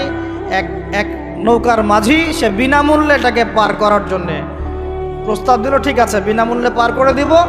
সেই নৌকায় করে তারা যখন যাচ্ছেন, যেতে যেতে তীরে পৌঁছার আগেই সেই নৌকার তলদেশটা খিদির আলাইহিস সালাম ফুটা করে দিলেন। নেন, এখন কাজটা দেখে কি ভালো মনে হচ্ছে না খারাপ? আমি আপনার গাড়িতে করে ধরেন যাচ্ছি, গাড়িটা যখন আপনি আমার বাসা পর্যন্ত পৌঁছে দিবেন তার আগে নামলাম, নাইমা আপনার টায়ার চেকটা পাস্ট করে দিলাম, আপনি আমাকে কি বলবেন? কিছু বলবেন না, ফেসবুকে গিয়ে স্ট্যাটাস দিবেন অথবা লাইভে আসতে পারেন, তাই না? এই আর কি। তো নবী মুসা আলাইহিস সালাম রিঅ্যাক্ট করলেন যে লাকাদ জি'তা শাইআন ইমরা, আপনি তো একটা অন্যায় কাজ করলেন মনে হচ্ছে। এটা কেন করলেন? যারা আমাদেরকে বিনামূল্যে বিনা পারিশ্রমিকে পার করে দিল, আপনি ওই নৌকা ফুটা করে ফেললেন। তখন খিদির আলাইহিস সালাম বললেন যে আমি তো তোমাকে বলেছি, আলাম আকুল লাক, আমি কি তোমাকে বলি নাই ইন্নাকা লান তাস্তাতিআ মাইয়া সাবরা, তুমি আমার সাথে সবর করতে পারবে না? মুসা আলাইহিস সালাম বলছেন যে ঠিক আছে, আমি যে ভুলে গিয়েছি এই জন্য আমাকে পাকড়াও করেন না, আমি যে ভুলে গিয়েছি কথাটা এই জন্য আমাকে পাকড়াও করেন, আরেকটা চান্স দেন আমাকে। তো ঠিক আছে চলো আবার। ফানতালাকা, আবার তারা চলা শুরু করলেন। হাত্তা ইযা লাকিয়া গুলামান ফাকাতালাহ, এবার একটা ছোট্ট বালকের সাথে দেখা হলো। এই 8 বছর 10 বছর বয়স হবে, এই গোলাম বালকের সাথে দেখা হলো। ফাকাতালাহু, এবার খিদর আলাইহিস সালাম তাকে হত্যা করলেন। এটা বাচ্চাকে, এটা কেমন হলো? নৌকা ফুটা করার চেয়ে বেশি ভারী না হালকা? আরো ভারী। মুসা আলাইহিস সালাম বলছেন লাকাদ জি'তা শাইআন নুকরা, আপনি তো এবার জঘন্য একটা কাজ করলেন, আপনি তো পুরো একটা নিষ্পাপ বাচ্চাকে হত্যা করে ফেললেন। তারপরে বললেন যে এরপর যদি আর একটা প্রশ্ন করো তাহলে তোমার সাথে আমার আর চলা হবে না, লাস্ট চান্স। ঠিক আছে চলেন। এবার চলতে চলতে ফানতালাকা হাত্তা ইযা আতায়া আহলা ক্বরিয়াতিন ইসতাতআমা আহলাহা ফাআবাউ আন ইউদাইফুহুমা। কোরআনে আসছে একটা করিয়া মানে একটা গ্রামের মধ্যে তারা ঢুকলেন। সেই গ্রামে ঢুকে মেহমানদারি চাইলেন, নাস্তা পানি চাইলেন আর কি। তো তারা মেহমানদারি করলো না, দূর দূর করে তাড়িয়ে দিল। অনেকটা আমাদের ওই কলকাতার দাদাবাবুদের মতো আর কি। জিজ্ঞাসা করো যে খেয়ে আসছেন না খেয়ে যাবেন। এটা আমাদের আস্তে আস্তে আমাদের মধ্যে ছড়ায় পড়তেছে আর কি। মেহমান আসলে বিরক্ত হয়, কবে যাবে সেই ফিকির করে। এরা মেহমানদারি করলো না, উল্টা তাকে তাড়িয়ে দিল। যাই হোক, এখন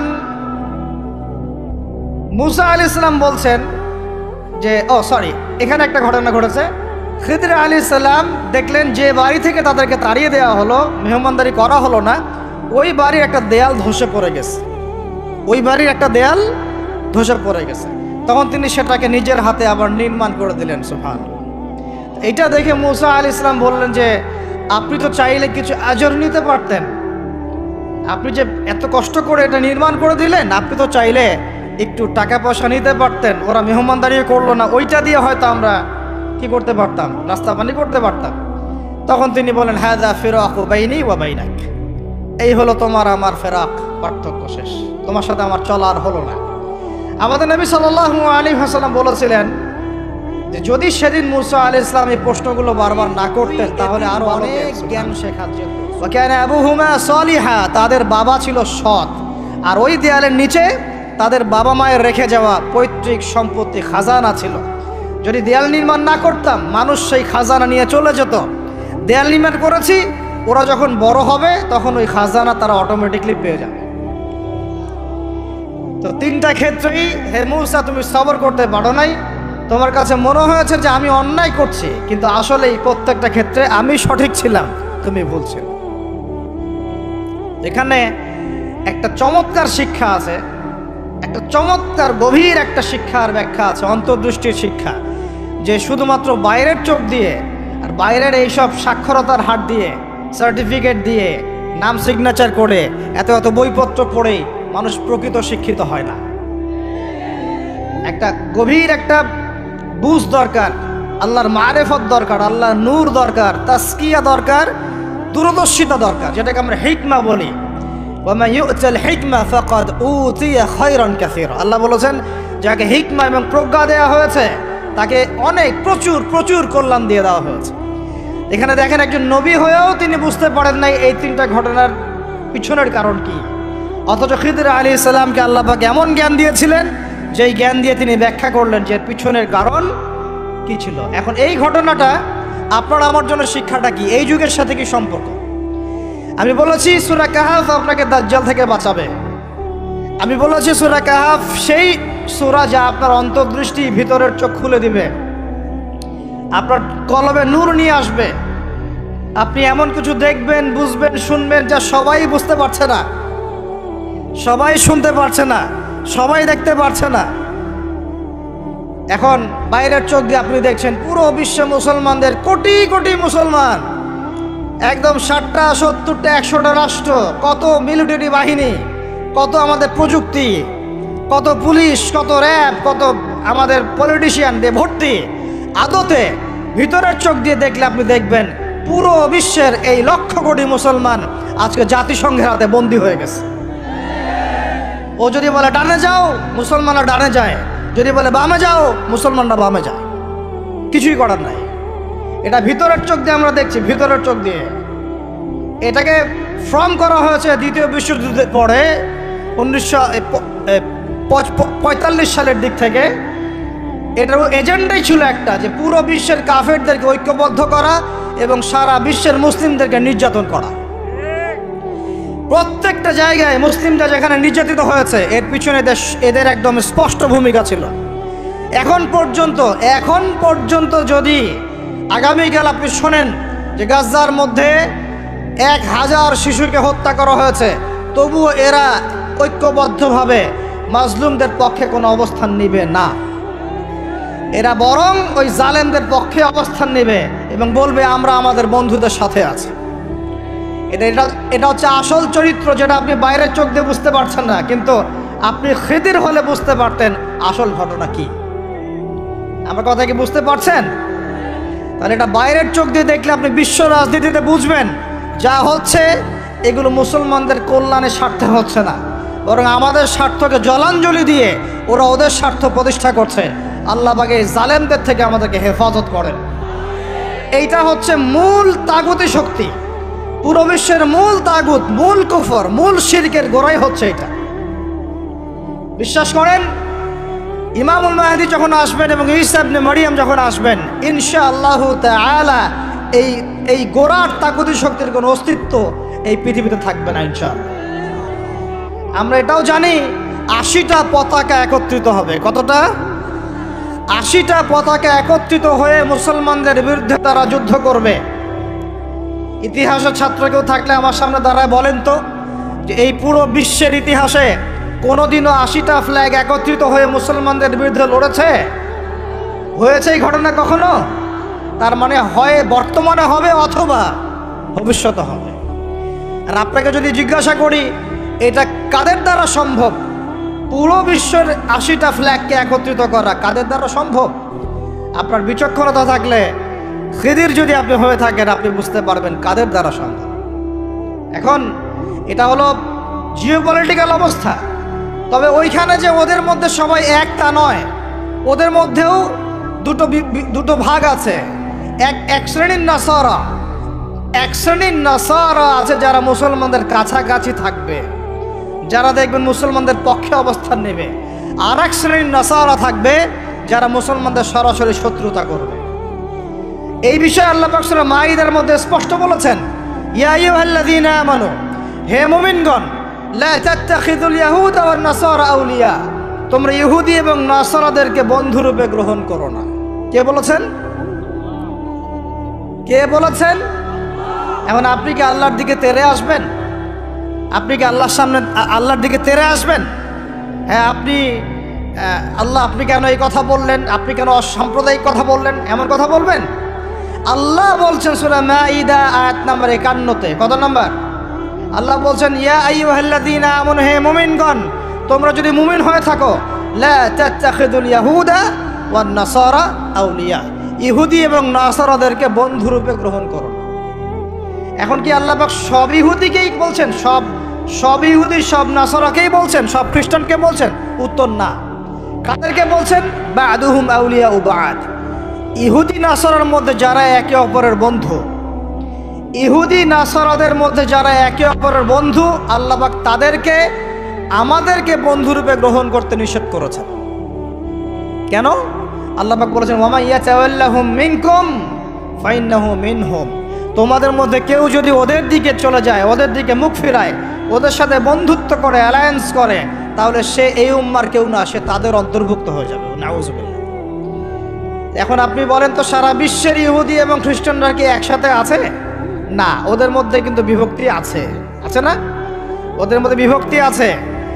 খেয়াল করে দেখেন, এই ইস্যুগুলোতেও সব খ্রিস্টান কিন্তু একসাথে ইহুদিদের পক্ষ নেয় নাই। ভালো করে খেয়াল করে দেখবেন, বোঝার চেষ্টা করবেন, ওয়ার্ল্ড অ্যাফেয়ার্স বুঝবেন, ওদের মধ্যে ডিভাইডেশন আছে। আল্লাহ পাক বলছেন সব ইহুদি সব খ্রিস্টান খারাপ এমন নয়, তাদের মধ্যেও ভালো মানুষ আছে। কিন্তু যে ইহুদি যে খ্রিস্টানরা একে অপরের বন্ধু, তাদেরকে তোমরা বন্ধুরূপে গ্রহণ করো না। তাহলে আমাকে বলেন তো, স্ট্রেট ফরওয়ার্ড বলি, যে যারা প্যালেস্টাইনে জুলুম করছে, যে জারজ রাষ্ট্র, তাদের বন্ধু কোন খ্রিস্টানরা? কোন দিকের, কোন পৃথিবীর কোন দিকের, কোন সভ্যতার খ্রিস্টান রাষ্ট্রগুলো ওকে মদদ দিয়েছে বলেন তো দেখি? সর্বপ্রথম ওকে বড় করেছে ব্রিটেন। কে বড় করেছে? এবং এই পশ্চিমা সভ্যতা, ওর সাথে আরও অনেকগুলো কান্ট্রি আছে। তারপরে দ্বিতীয় বিশ্বযুদ্ধের পর 1914 সালে যখন অটোম্যানদেরকে পরাজিত করা হয়েছে, তখন ব্রিটেন ইহুদিদেরকে ঢুকিয়েছে জেরুজালেমে। তারপরে পেলে পেলে বড় করেছে। তারপর যখন ওরা একটু শক্তিশালী হয়ে গেছে, তখন ব্রিটেনের রোল শেষ। দ্বিতীয় বিশ্বযুদ্ধের পর সে দায়িত্ব চাপিয়ে দিয়েছে আমেরিকার হাতে। এরপরে সে এই জারজ রাষ্ট্রটাকে আস্তে আস্তে বড় করতে করতে ওই শিশু থেকে একদম ঘোড়সাওয়ারের ঘোড়ায় পরিণত করেছে, আরও শক্তিশালী করেছে। এবং বিগত 1945 থেকে এই 2024 পর্যন্ত, এখন পর্যন্ত প্রত্যক্ষ মদত দিয়ে দিয়ে সে তাকে বিশ্বের রুলিং স্টেট বানিয়েছে। এখন সে বিশ্বের মুসলমানদেরকে বলে ওঠো, মুসলমানরা ওঠে, বসতে বললে বসে। বাস্তবতা এইটা। বাস্তবতা এইটা না যে আপনার অনেক মসজিদ আছে, অনেক মাদ্রাসা আছে, অনেক মুসলমান, আপনারা যুব সমাজের একদম বিস্ফোরণ, একজন বক্তা আসছে, একদম আল কোরআনের আলো ঘরে ঘরে জ্বালো। আদতে এগুলোর কোনো মূল্য হচ্ছে না। আদতে এগুলো দিয়ে সারা বিশ্বের দিন প্রতিষ্ঠা হচ্ছে না। কারণ বিশ্বের বাস্তবতা আমরা বুঝতে পারি নাই। বিশ্বের বাস্তবতা বুঝতে হলে খিজির হতে হবে। বিশ্বের বাস্তবতা এইটাই যে ওরা এখন এত শক্তিশালী একটা অবস্থায় গিয়েছে, ওখান থেকে আমাদেরকে তারা কন্ট্রোল করা শুরু করেছে বিগত প্রায় 100 বছর থেকে। কত বছর থেকে? এগুলো আমাদের হুঁশই নাই। আমরা মনে করি মাশাআল্লাহ আমি 5 ওয়াক্ত নামাজ পড়ি, মাস কাম খালাস, আমি যাকাত দিয়েছি, কাম খালাস, আমি একদম পর্দা করি, মাশাআল্লাহ সব কাম খালাস, আমি একটা মসজিদ করেছি, বাস কাম খালাস, আমি মাশাআল্লাহ একটা মাদ্রাসা চালাই, বাস দিন কায়েম হয়ে গেছে। No, not at all. Question কালেও না। যতদিন পর্যন্ত মুসলমানরা আবার সেই ওমর ইবনুল খাত্তাবের শাসন কায়েম করতে পারে নাই, এই বিশ্বে মুসলমানরা স্বাধীন নয়। আমরা এখনো স্বাধীনতা অর্জন করতে পারি নাই। আমরা সেদিন স্বাধীনতা অর্জন করতে পারবো যেই দিন বাইতুল মুকাদ্দাস আমাদের হাতে হবে ইনশাআল্লাহ। ওই দিন আমরা 10 গুণ মূল্য আদায় করবো ইনশাআল্লাহ। এই যে আমাদের এক একটা ভাই, এক একটা বোন, এক একটা আমাদের শিশু, এদের এক একটা রক্তের, মাজলুমদের রক্তের 10 গুণ চড়া মূল্য আদায় করবো ইনশাআল্লাহ। আল্লাহ নবী সেটা বলেছেন যে ইহুদিদের বিপক্ষে কথা বলবে পাথর এবং গাছ, পাথর এবং গাছ পর্যন্ত, হাত্তা ইয়াকুলু শাজার ওয়াল হাজার, এমনকি গাছ এবং পাথর কথা বলা শুরু করবে, ইয়া মুসলিম, হে মুসলিম সৈন্য, ইন্না ওয়ারাইল ইয়াহুদ, আমার পিছনে ইহুদি সৈন্য দাঁড়িয়ে আছে, তাল ফাকতুলহু, আসো একে হত্যা করে যাও। এই দৃশ্য দেখার জন্য এখনো এই সভ্যতা বাকি আছে ইনশাআল্লাহ। ইনশাআল্লাহ আমরা 10 গুণ চড়া মূল্য আদায় করবো ইনশাআল্লাহ। আমাদের মাজলুম ভাইদেরকে হত্যা করা হয়েছে, আমাদের বাচ্চাদেরকে বোম মেরে হত্যা করা হয়েছে, আমাদের বোনদেরকে দিনের পর দিন ধর্ষণ করা হয়েছে। বিগত 100 বছর হয়ে গেল, আর আশপাশে অনেক মুনাফিক বসে আছে। এবং আমাদের এই আসক্তির ফলে আমাদের সামাজিক যোগাযোগ মাধ্যম রক্ষা করতে গিয়ে আমরা অসামাজিক হয়ে গেছি আর কি। এটা আমাদের মস্তিষ্কটাকে নষ্ট করে ফেলেছে। যখন আমাদের হাতে কিতাব ছিল, কিতাব, তখন আমাদের দ্বারা দেশ এবং জাতি উম্মাহ খেদমত পেত। এখন আমাদের হাতে মোবাইল ফোন, আমরা সারাদিনের বেশিরভাগ সময় ফোনে নষ্ট করি। তো এই জেনারেশনটাকে দিয়ে আমরা বাইতুল মুকাদ্দাস জয় করতে পারবো না। তো এই জন্যে আল্লাহ পাক বলেই দিয়েছেন পবিত্র কোরআনুল কারীমের মধ্যে, বা'দা আউযু বিল্লাহি মিনাশ শাইতানির রাজীম, যে ইন্নাল্লাহা লা ইউগাইয়িরু মা বিকওমিন হাত্তা ইউগাইয়িরু মা বিআনফুসিহিম। আল্লাহ পাক কোনো কওম বা জাতির অবস্থা ততদিন পর্যন্ত বা ততক্ষণ পর্যন্ত পরিবর্তন করেন না যতক্ষণ পর্যন্ত না তারা নিজেরাই নিজেদের অবস্থা পরিবর্তনের চেষ্টা করে। আল্লাহ পাকের ওয়াজের উপর কোনো ওয়াজ আছে? আবার বলছি, আল্লাহ পাক বলেছেন আল্লাহ রব্বুল আলামিন কোনো জাতির অবস্থা ততক্ষণ পরিবর্তন করেন না যতক্ষণ না নিজেরাই নিজেদের অবস্থা পরিবর্তনের চেষ্টা করে। আমরা কি আমাদের অবস্থা পরিবর্তনের চেষ্টা করতে চাই? তাহলে প্রথম যে কাজটা সেটা হলো সময়কে মূল্যায়ন করা। কি কাজ ভাই? সময়কে মূল্যায়ন করতে গেলে মোবাইল ফোনের ব্যবহার, প্রয়োজনের অতিরিক্ত ব্যবহারটা বন্ধ করতে হবে। মোবাইল ফোনের প্রয়োজন যতটুকু এতটুকু ব্যবহার ঠিক আছে, এরপরে অতিরিক্ত ব্যবহার করতে যাবেন না। সময় নষ্ট হবে, মস্তিষ্কও নষ্ট হয়ে যাবে। বহু হাফেজে কোরআন এখন দিন দিন কোরআন ভুলে যাচ্ছে। এর অন্যতম একটা কারণ মোবাইল ফোন। কিছু আহলুল বলদ বলতে পারে দলিল দেন, বলবো এটা দলিল নাই, বিনা দলিলেই হক কথা। আর এই দলিল বুঝতে হলে সাইকিয়াট্রিস্টের কাছে যান, ডক্টরের কাছে যান, তিনি বুঝাবেন যে মোবাইল ফোনের আসক্তির কারণে মেমোরি কিভাবে দিন দিন ড্যামেজ হয়ে যাচ্ছে। তো আমাদের দেশে একটা প্রবলেম দেখা যাচ্ছে, আমরা ডিগ্রি সার্টিফিকেট অর্জন করছি কিন্তু সৃজনশীলতা তৈরি হচ্ছে না। সৃজনশীলতা তৈরি হচ্ছে না, এর পিছনে অন্যতম একটা কারণ হচ্ছে মোবাইল ফোনের অতিরিক্ত ব্যবহার। এবং আমাদের বাচ্চা কাচ্চাদের অবস্থা আরও বেশি ভয়ঙ্কর। একটা শিশু বাচ্চাকে মোবাইল ফোন দেখানো ছাড়া মা ভাতও খাওয়াতে চাচ্ছেন না। এতে করে তার মেমোরিটা ছোটোবেলাতেই ড্যামেজ হয়ে যাচ্ছে। আমরা যারা স্কুল কলেজ ইউনিভার্সিটির ছাত্রছাত্রী আছি, এদের একটা বড় অংশই, দিনের একটা বড় অংশ মোবাইল ফোনে পড়ে থাকে। এই কারণে একটা পড়া তারা বেশি দিন মনে রাখতে পারছে না। আমরা নিজেরাও ভুক্তভোগী। একসময় কোরআনের যে কোনো পৃষ্ঠার যে কোনো আয়াত অনেক সময় নাম্বার সহ বলে দিতে পারতাম, কিন্তু এই মোবাইল ফোনের ব্যবহারের কারণে আস্তে আস্তে আমরাও দেখা যাচ্ছে আয়াত বলতে গিয়ে ভুল করছি, হাদিসের রেফারেন্স দিতে গিয়ে ভুল করছি। অনেক চিন্তা করেছিলাম যে এর পিছনে কারণটা কি। আমরা তো মুজাহাদা করে যাচ্ছি, কারণটা কি? কারণটা হচ্ছে ডিভাইসের অতিরিক্ত ব্যবহার। আল্লাহর ওয়াস্তে আমি ইয়াং জেনারেশনকে রিকোয়েস্ট করব, প্রয়োজনের অতিরিক্ত মোবাইল ফোন আজকে থেকে আর না। রাজি আছি? প্রয়োজন যতটুকু এতটুকু, এর অতিরিক্ত মোবাইল ফোন আজকে থেকে আর না। আর এই সামাজিক যোগাযোগ মাধ্যম সবাইকে ব্যবহার করতে হবে না। একটা বিষয় যদি সামনে চলে আসে, এই বিষয়টাকে নিয়ে সবাইকে কথা বলতে হবে না, সবাইকে পোস্ট দিতে হবে না, সবাইকে লিখতে হবে না, সবাইকে শেয়ার করতে হবে না। যারা ওই বিষয়ে বিশেষজ্ঞ তারা সেই বিষয়ে কথা বলবেন। যখন আমরা বিশেষজ্ঞদের থেকে সবার কাছে একটা দায়িত্ব দিয়ে দেই, সবাই যে যার মতো করে বলতে থাকে, তখন ওই বিষয়ের মৌলিকতা নষ্ট হয়ে যায়। এ কারণে আপনি দেখবেন বাংলাদেশের মতো জায়গায় এই জাতিটার একটা মৌলিক সমস্যা হচ্ছে, কোনো ইস্যুই 7 দিনের বেশি স্টে করে না।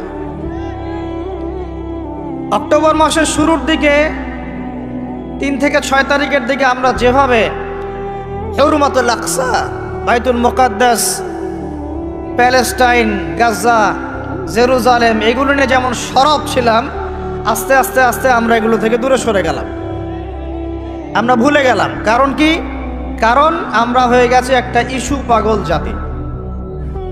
এর অন্যতম একটা কারণ হচ্ছে সামাজিক যোগাযোগ মাধ্যমের যে গঠনমূলক ব্যবহার, এটা আমরা সবাই জানি না, আমরা বুঝি না আমরা কি ব্যবহার করছি, কেন করছি, কিভাবে করা উচিত।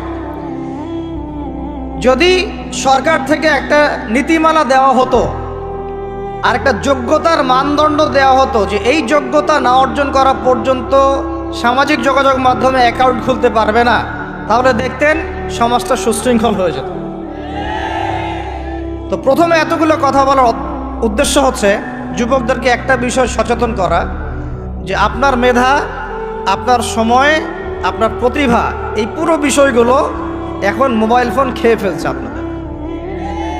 এখন এখান থেকে বের হওয়ার আপনার কাছে পথ যেহেতু নাই, অতএব যতটুকু ইউজ করতে আপনি পারেন প্রয়োজনে অতটুকু ইউজ করবেন, বাকি সময় ফোনে পড়ে থাকবেন না। রাজি আছি?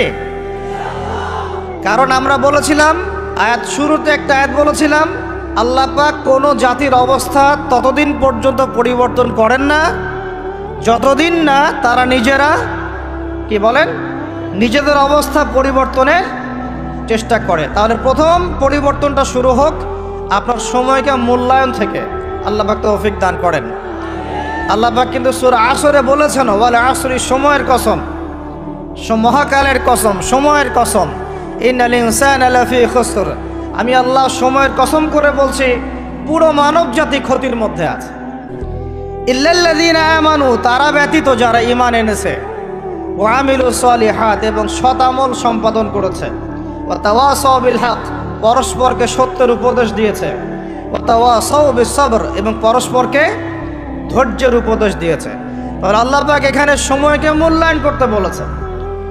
তো যদি আমরা জাতিগতভাবে পরিবর্তন চাই এবং এই বিশ্বে আবারও সেই আগের মতো মাথা উঁচু করে বাঁচতে চাই, সবার আগে সময়কে মূল্যায়ন করতে হবে। আল্লাহ পাক তৌফিক এনায়েত করেন, আমিন। আর এই সময়কে মূল্যায়নের পথে বাধাই হচ্ছে স্মার্টফোন। কিভাবে? আমার আজকের আলোচনার টপিক কিন্তু স্মার্টফোন না। শুরু করলাম কারণ আপনারা অনেকেই ফোন বের করে দাঁড়িয়ে আছেন সেলফি তোলার জন্যে, ভিডিও করার জন্যে। এগুলো দিয়ে গাজাবাসীর কোনো উপকার নাই। এইসব করে সারা বিশ্বের নির্যাতিত উম্মার তাদের রক্তের ঋণ শোধ হবে না। এগুলো করে আমাদের মাজলুম বোনদের ইজ্জতের বদলা নেওয়া যাবে না। এগুলো করে আমাদের ভাইদেরকে যে বোম মেরে হত্যা করা হচ্ছে বা এখনো হচ্ছে, ভবিষ্যতেও হয়তো হবে, অতীতেও হয়েছে, এই ঋণ আপনি সব শোডাউন করে শোধ করতে পারবেন না।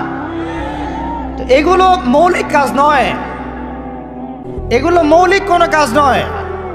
এগুলো বরং কোনো ক্ষেত্রে অতিরিক্ত শোডাউন করতে গিয়ে উপকারের চেয়ে ক্ষতি হয়ে যায় বেশি। কারণ আপনারা একটু চোখ কান খোলা রেখে দেখবেন, যাদেরকে নিয়েই শোডাউন বেশি করা হয়েছে, আপনারা তাদেরকে আর ধরে রাখতে পারেন নাই। কি বুঝলেন কথা? কেউ বুঝে ঠিক বলছে, কেউ না বুঝে ঠিক বলছে। যাদেরকে নিয়ে আপনারা বেশি শোডাউন করেছেন, তাদেরকে আপনারা ধরে রাখতে পারেন নাই। তাহলে এখন সেই শূন্য স্থানগুলো কে পূরণ করবে? যারা শোডাউন করতো তারা কি পূরণ করতে পেরেছে? না। অতএব এগুলো বন্ধ করেন, মৌলিক কাজ করি। মৌলিক কাজ হচ্ছে আমরা জাতিটাকে পরিবর্তন করতে চাই কি চাই না? পরিবর্তনের দরকার আছে কি নাই? আমাদেরকে সব কিছু সুন্দর চলছে। যদি বাহিরের চোখ দিয়ে দেখেন তাহলে মনে হবে হ্যাঁ সব সুন্দর চলছে, তাই না? মসজিদ আছে আমাদের, মাদ্রাসা আছে আমাদের, আমরা মুসলমান, কালিমা পড়েছি, লা ইলাহা ইল্লাল্লাহ পড়েছি, মুহাম্মাদুর রাসূলুল্লাহ পড়েছি, আমরা মাশাআল্লাহ আমাদের বোনরা পর্দা করে, আপনারা ওয়াজ মাহফিলে আসছেন, ইত্যাদি ইত্যাদি। আপনারা যদি বাহিরের চোখ দিয়ে দেখেন মনে হবে সব ঠিকই আছে, কিন্তু আমাদের এই বাহিরের চোখের বাহিরেও ভিতরে একটা চোখ আছে। এটা কি বিশ্বাস করেন? বাহিরের চোখ দিয়ে যদি দেখেন তাহলে মনে হবে সব ঠিক আছে। কেমন? মসজিদ আছে, মাদ্রাসা আছে, আমাদের ওলামায়ে কেরাম আছেন, আমাদের ইসলামের বই পুস্তক লেখা হচ্ছে, আপনারা নামাজ পড়ছেন, কেউ যাকাত দিচ্ছে, আমাদের বোনরা পর্দা করছে, আমাদের ভাইরা ওয়াজ মাহফিলে আসছে, এভরিথিং ইজ গোয়িং ফাইন। আপনার কাছে এটা মনে হবে যে সব ঠিকই আছে, তাই না? থিংস আর অল রাইট, সব ঠিক আছে।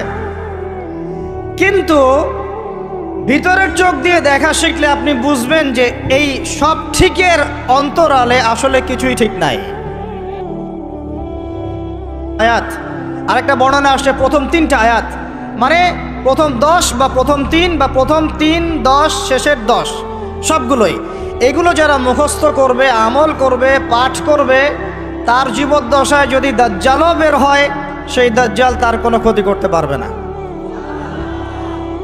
এই সূরাটাকে নবী সাল্লাল্লাহু আলাইহি ওয়াসাল্লাম দাজ্জালের সাথে সম্পৃক্ত করেছেন, অন্য সূরাকে করেন নাই। এই সূরাটা যখন আপনি পড়বেন অর্থসহ, আপনি দেখবেন এখানে 4টা গল্প আছে। কয়টা ভাই? এটাকে গল্প বলা ঠিক না, এটা হলো সত্য ঘটনা। এটা কি? সত্য ঘটনা। একটা হচ্ছে আসহাবুল কাহাফের ঘটনা, গুহাবাসীর ঘটনা। 2 নম্বর হচ্ছে 2 বন্ধুর ঘটনা, একজন ধনী বিত্তশালী আর একজন অতি দরিদ্র ইমানদার। কখনো পড়েছিলেন কি? পড়া হয়েছিল? 3 নম্বর হচ্ছে যুলকারনাইন আলাইহিস সালাম, তার ঘটনা। নাম শুনেছেন? আর 4 নাম্বার হচ্ছে নবী মুসা আলাইহিস সালাম এবং খিদর আলাইহিস সালামের ঘটনা। তো 4টা ঘটনা তো আজকে বলার সময় নাই, একটা খালি বলছি। কেন বলছি? আপনাকে বোঝাতে চাচ্ছি বাহিরের চোখ, বাহিরের কান, এগুলোর ভিতরেও একটা ভিতরের চোখ আছে, ভিতরের কান আছে। ওইটা যার জিন্দা আছে তার কলবে আল্লাহ নূর আছে ইনশাআল্লাহ। ওইটা যার জিন্দা নাই তার কাছে বাহিরের চোখ দিয়ে মনে হবে সব ঠিক চলছে। বাহিরের চোখ দিয়ে যে দেখে সে মনে করবে বিশ্বটা পুরো আগায় যাচ্ছে উন্নতির দিকে, অগ্রগতির দিকে। আর যার ভিতরের কলবের চোখটা জিন্দা সে দেখবে যে পুরো বিশ্ব আগায় যাচ্ছে কিয়ামতের দিকে। বাহিরের চোখ দিয়ে যে দেখে সে মনে করবে যে বিশ্ব রাজনীতির মনে হয় খুব সুন্দর অবস্থা। আর ভিতরের চোখ দিয়ে দেখলে আপনি বুঝবেন বিশ্ব রাজনীতি যাচ্ছে একটা মালহামার দিকে। বাইরের চোখ দিয়ে দেখবেন মনে হবে সব সুন্দর চলছে, আমরা হালাল খাচ্ছি। আর ভিতরের চোখ দিয়ে দেখলে দেখবেন যে 90% মানুষের রিজিক হারাম। বাইরের চোখ দিয়ে দেখলে আপনি মনে করবেন মেয়েরা এগিয়ে যাচ্ছে, মাশাআল্লাহ, কত উন্নতি, অগ্রগতি, প্রোগ্রেস, নারী জাগরণ আন্দোলন। আর ভিতরের চোখ দিয়ে দেখলে আপনি দেখবেন মেয়েরা আগাচ্ছে ঠিকই, কিন্তু আস্তে আস্তে তারা জাহান্নামের দিকে এগিয়ে যাচ্ছে। বাইরের চোখ দিয়ে আপনি দেখবেন মুসলিমদের সংখ্যা প্রচুর, আমাদের ভয় কিসে, এত সংখ্যা, লক্ষ লক্ষ, কোটি কোটি। ভিতরের চোখ দিয়ে দেখলে বুঝবেন প্রকৃত পাক্কা ইমানদারের সংখ্যা হাতে গোনা যায়। বাইরের চোখ দিয়ে দেখলে মনে হবে যে অনেকে তো বিশুদ্ধ আকীদার দাওয়াত দিয়ে বেড়াচ্ছে। ভিতরের চোখ দিয়ে দেখলে বুঝবেন এটা মুনাফিকি মানহাজ চালু করেছে। বাইরের চোখ দিয়ে দেখবেন মনে হবে যে মুসলমানরা হয়তো নির্যাতিত হচ্ছে, ওরা কখনো ঘুরে দাঁড়াতে পারবে না, ওরা মনে হয় শেষ হয়ে যাবে। ভিতরের চোখ দিয়ে দেখলে বুঝবেন মুসলমানরা অচিরেই বাইতুল মুকাদ্দাস জয় করবে ইনশাআল্লাহ। তা আমি বুঝাতে চাচ্ছি বাইরের চোখ আর ভিতরের চোখ এক। ভিতরের চোখ খুলবে কোন সূরায়? ওই সূরার মধ্যে কয়টা গল্প আছে? তার মধ্যে একটা হচ্ছে নবী মুসা এবং খিদর আলাইহিস সালামের গল্প। এইটা একটু শেয়ার করতে চাই, লোভ সামলাতে পারছি না, করব। নবী মুসা আলাইহিস সালাম একদিন বক্তব্য দিচ্ছেন। কি দিচ্ছেন? বক্তব্যকে আরবিতে খুতবা বলা হয়। তো একজন দাঁড়িয়ে বললেন, বনু ইসরাইলদের একজন, হে ইয়া মুসা, আপনি তো চমৎকার একটা বক্তব্য দিয়েছেন, আপনার চেয়ে কোনো জ্ঞানী মানুষ কি পৃথিবীতে এখন আছে? নবী মুসা আলাইহিস সালাম বলছেন, না, আমার জানা মতে আমার চেয়ে কোনো জ্ঞানী মানুষ এখন পৃথিবীতে নাই। স্বাভাবিক, কারণ তিনি তখন নবী, নবীর কাছে আল্লাহর ওহী আসে, তিনি সবচেয়ে জ্ঞানী হবেন, স্বাভাবিক। আল্লাহ রাব্বুল আলামিন বললেন, মুসা, তোমার চাইতেও জ্ঞানী আমার এক বান্দা আছে। বলেন সুবহানাল্লাহ। নবী মুসা আলাইহিস সালাম যখনই শুনতে পারলেন যে আমার চেয়েও জ্ঞানী একজন বান্দা আছেন, তিনি বললেন যে আমি তার সাথে দেখা করতে চাই, আমি তার সাথে দেখা করতে চাই। যুবকরা শোনেন, জ্ঞানী মানুষের সন্ধান পাওয়ার পরে নবী মুসা নবী হয়েও দূর দূরান্ত সফর করেছেন ওই জ্ঞানী মানুষের সাথে সাক্ষাৎ করার জন্য। তো আপনারা রেডিমেড ইসলাম চান, আপনারা ফেসবুক শরীফে ইসলাম চান, ইউটিউব শরীফে ইসলাম চান, কিন্তু সফর করে, কষ্ট করে, পরিশ্রম করে আলেম ওলামা পর্যন্ত পৌঁছাতে চান না। 3 ঘন্টা বক্তব্য শুনতে রাজি আছেন, কিন্তু আপনারা 3 ঘন্টা কোরআন তেলাওয়াত করতে চান না। এই কি সমস্যা? আমাকে রাগ হইতে বাধ্য করেন না, রাগ করতে বাধ্য করেন না। রাগ হইলে আমি নিজেকে কন্ট্রোল করতে পারি না। বসেন, ওখানে বসে যান। আচ্ছা ভাই, এদিকে তাকাই আমরা।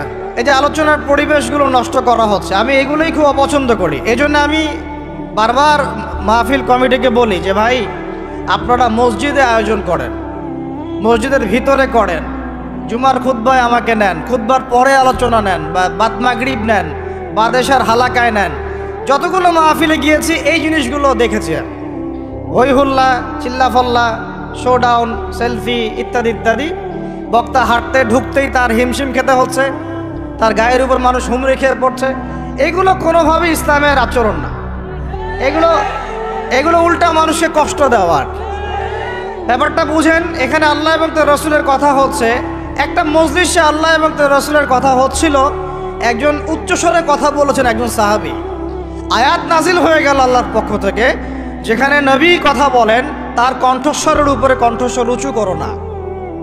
লা তারফাউ আসওয়াতাকুম ফাওকা সাউতিন নবী ওয়া লা তাজহারু লাহু, তোমরা নবীর কণ্ঠস্বরের উপরে কণ্ঠস্বর উঁচু করো না, তাহলে কি হবে? আন তাহবাতা আমালাকুম ওয়া আনতুম লা তাশউরুন, তোমাদের আমলনামা ডিলিট হয়ে যাবে, আমলনামার সব নেক আমল নষ্ট হয়ে যাবে, তোমরা টেরই পাবে না। নাউজুবিল্লাহ। আমরা এটাকে কিছু মনেই করি না, আল্লাহ পাক আমাদেরকে বুঝ দান করেন, আমিন। আর এতে কি হয়? সমস্যা, আলোচনার প্রসঙ্গটা হারিয়ে ফেলা যায়। এটা আপনারা যখন আলোচনা করবেন বুঝতে পারবেন। আলোচনা একটা কন্টেন্ট থাকে, একটা ধারা থাকে, তো এই ধারাটা বিঘ্নিত হলে আবার শুরু করতে হয় শুরু থেকে। আল্লাহ পাক আমাদেরকে হেদায়েত দান করেন, বুঝ দান করেন। কষ্ট করে আসছেন, যেখানে জায়গা পেয়েছেন 1 ইঞ্চি ওখানে দাঁড়িয়ে যাবেন, নড়াচড়া হবে না। আলোচনা ইনশাআল্লাহ 1 ঘন্টার মধ্যে শেষ হয়ে যাবে, তারপরে আপনারা নড়াচড়া করবেন ইনশাআল্লাহ। ঠিক আছে ভাই? আর যাদের কোনো প্রশ্ন থাকবে একটু লিখিত আকারে আমাদের ভাইদেরকে দিবেন, শেষে আমরা কিছু অ্যান্সার দেওয়ার চেষ্টা করবো ইনশাআল্লাহ তাআলা। কোথায় ছিলাম? আচ্ছা, কোথায় বলেন? মাশাআল্লাহ, আমাদের শ্রোতার অনেক বিচক্ষণ, আল্লাহ পাক তাদেরকে কবুল করেন। আল্লাহ পাক আমাকে জানা অনুযায়ী আমল করার তৌফিক দান করেন, আপনাদেরকে শোনা অনুযায়ী আমল করার তৌফিক দান করেন। তো নবী মুসা আলাইহিস সালাম কি বলেছিলেন? জ্ঞানী মানুষ, তাই তো? তো যখন আল্লাহ পাক বললেন যে না, আমার আরেকজন বান্দা আছে তিনি জ্ঞানী মানুষ, তখন তিনি বললেন যে আমি তার সাথে কি করতে চাই? সাক্ষাৎ করতে চাই। এখান থেকে বলছিলাম যে আপনারা জ্ঞানের জন্য সফর করবেন, ইলম অর্জনের জন্য কি করবেন? সফর করবেন, আলেমদের কাছে যাবেন, তাদের বাসায় যাবেন, সাক্ষাৎ করবেন, মাদ্রাসায় যাবেন, সোহবত নেবেন। সবসময় রেডিমেড জ্ঞান নিতে আসবেন না। তো রেডিমেড জিনিস পেলে মানুষের মূল্য বোঝে না। ওই যে সাহাবীরা যারা রক্ত দিয়ে ইসলাম প্রতিষ্ঠা করেছে, তারা জানতেন ইসলাম কি জিনিস। আমরা রেডিমেড পেয়েছি তো আমরা বুঝি না ইসলাম কি জিনিস, আমরা বুঝি না, বিশ্বাস করেন আমরা বুঝি না। তো যাই হোক, তো মুসা আলাইহিস সালাম বলছেন যদি আমাকে যুগ যুগ ধরে সফর করতে হয় তবুও আমি সফর করব, তারপরেও আমি তার সাক্ষাৎ চাই। আল্লাহ পাক বললেন ঠিক আছে, তুমি তাকে পাবে যখন মাজমাউল বাহরাইন বলা হয়, 2 সমুদ্র যেখানে মিলে যাবে সেখানে তুমি আমার সেই বান্দাকে পাবে। কোথায় পাবে ভাই? 2 সমুদ্র যেখানে মিলে যাবে সেখানে পাবে। এখানে আপনি ভৌগোলিকভাবে ওর ব্যাখ্যা নিতে পারেন, আধ্যাত্মিকভাবেও নিতে পারেন। 2 সমুদ্র বলতে হয়তো বা ভৌগোলিকভাবে বোঝানো হতে পারে, অথবা আধ্যাত্মিকতাও বোঝানো হতে পারে, যে বস্তুবাদী জ্ঞান এবং মারিফতের জ্ঞান যেখানে মিলে যাবে সেখানে। আল্লাহু আ'লাম, আল্লাহ ভালো জানেন। তাই নবী মুসা আলাইহিস সালাম তার একজন সঙ্গীকে নিলেন, সেই সঙ্গী একজন যুবক। তরুণরা ভালো করে শোনেন, তরুণদের ত্যাগেই ইসলাম দাঁড়িয়ে আছে আলহামদুলিল্লাহ। এই তরুণরা যদি এই স্মার্টফোন, এই পাবজি, এই ফ্রি ফায়ার, এই মেয়ের প্রতি আসক্তি, ফ্রি মিক্সিং, এই মাদক, এগুলো ছেড়ে দিতে পারে, দিয়ে নামাজি হয়, কোরআনওয়ালা হয়, ওলামায়ে কেরামের সাথে পরামর্শ করে চলে, উম্মার জামার মধ্যে থাকে, একটা ইমারার মধ্যে থাকে, ইনশাআল্লাহ আল্লাহর জমিনে আল্লাহর দ্বীনের একামত কেউ ঠেকাতে পারবে না ইনশাআল্লাহ। দুঃখজনক হচ্ছে আপনারা সেখানে নাই, কিন্তু আপনারা আবেগে আছেন, আবেগ প্রদর্শন করছেন, বিবেক দিয়ে চিন্তা করছেন না, সমালোচনা বেশি করছেন, নিজে কোনো কাজ করছেন না, লেখালেখি করছেন, অনলাইনে বসে আছেন, সমালোচনা করছেন, শেয়ার দিচ্ছেন, লাইক দিচ্ছেন, কিন্তু আপনি আয়নার সামনে দাঁড়াই চিন্তা করবেন, নিজেকে প্রশ্ন করবেন এই উম্মার পিছনে আমার কি অবদান, এই উম্মাকে বিজয় করার পিছনে আমার অবদানটা কি, এই দেশকে উন্নতিতে নিয়ে যাওয়ার জন্য আমার অবদানটা কি, আমি আজ পর্যন্ত কি করেছি, দেখবেন জিরো, রেজাল্ট কি জিরো। এই কাপুরুষ প্রজন্ম দিয়ে দিন কায়েম হবে না। মুখে কথা বলা অনেক সহজ, এরকম চেয়ারে বসে 2টা লেকচার দেওয়া কঠিন। মুখে বলা অনেক সহজ, একটা কনস্ট্রাকটিভ বই লেখা কঠিন। মুখে বলা অনেক সহজ, সাহসিকতার সাথে সমাজে নেমে জাহেলিয়াত দূর করা অনেক কঠিন। তো এই কঠিন কাজগুলো যখন আপনারা দায়িত্ব কাঁধে নেবেন, উম্মার বিজয় হয়ে যাবে ইনশাআল্লাহ।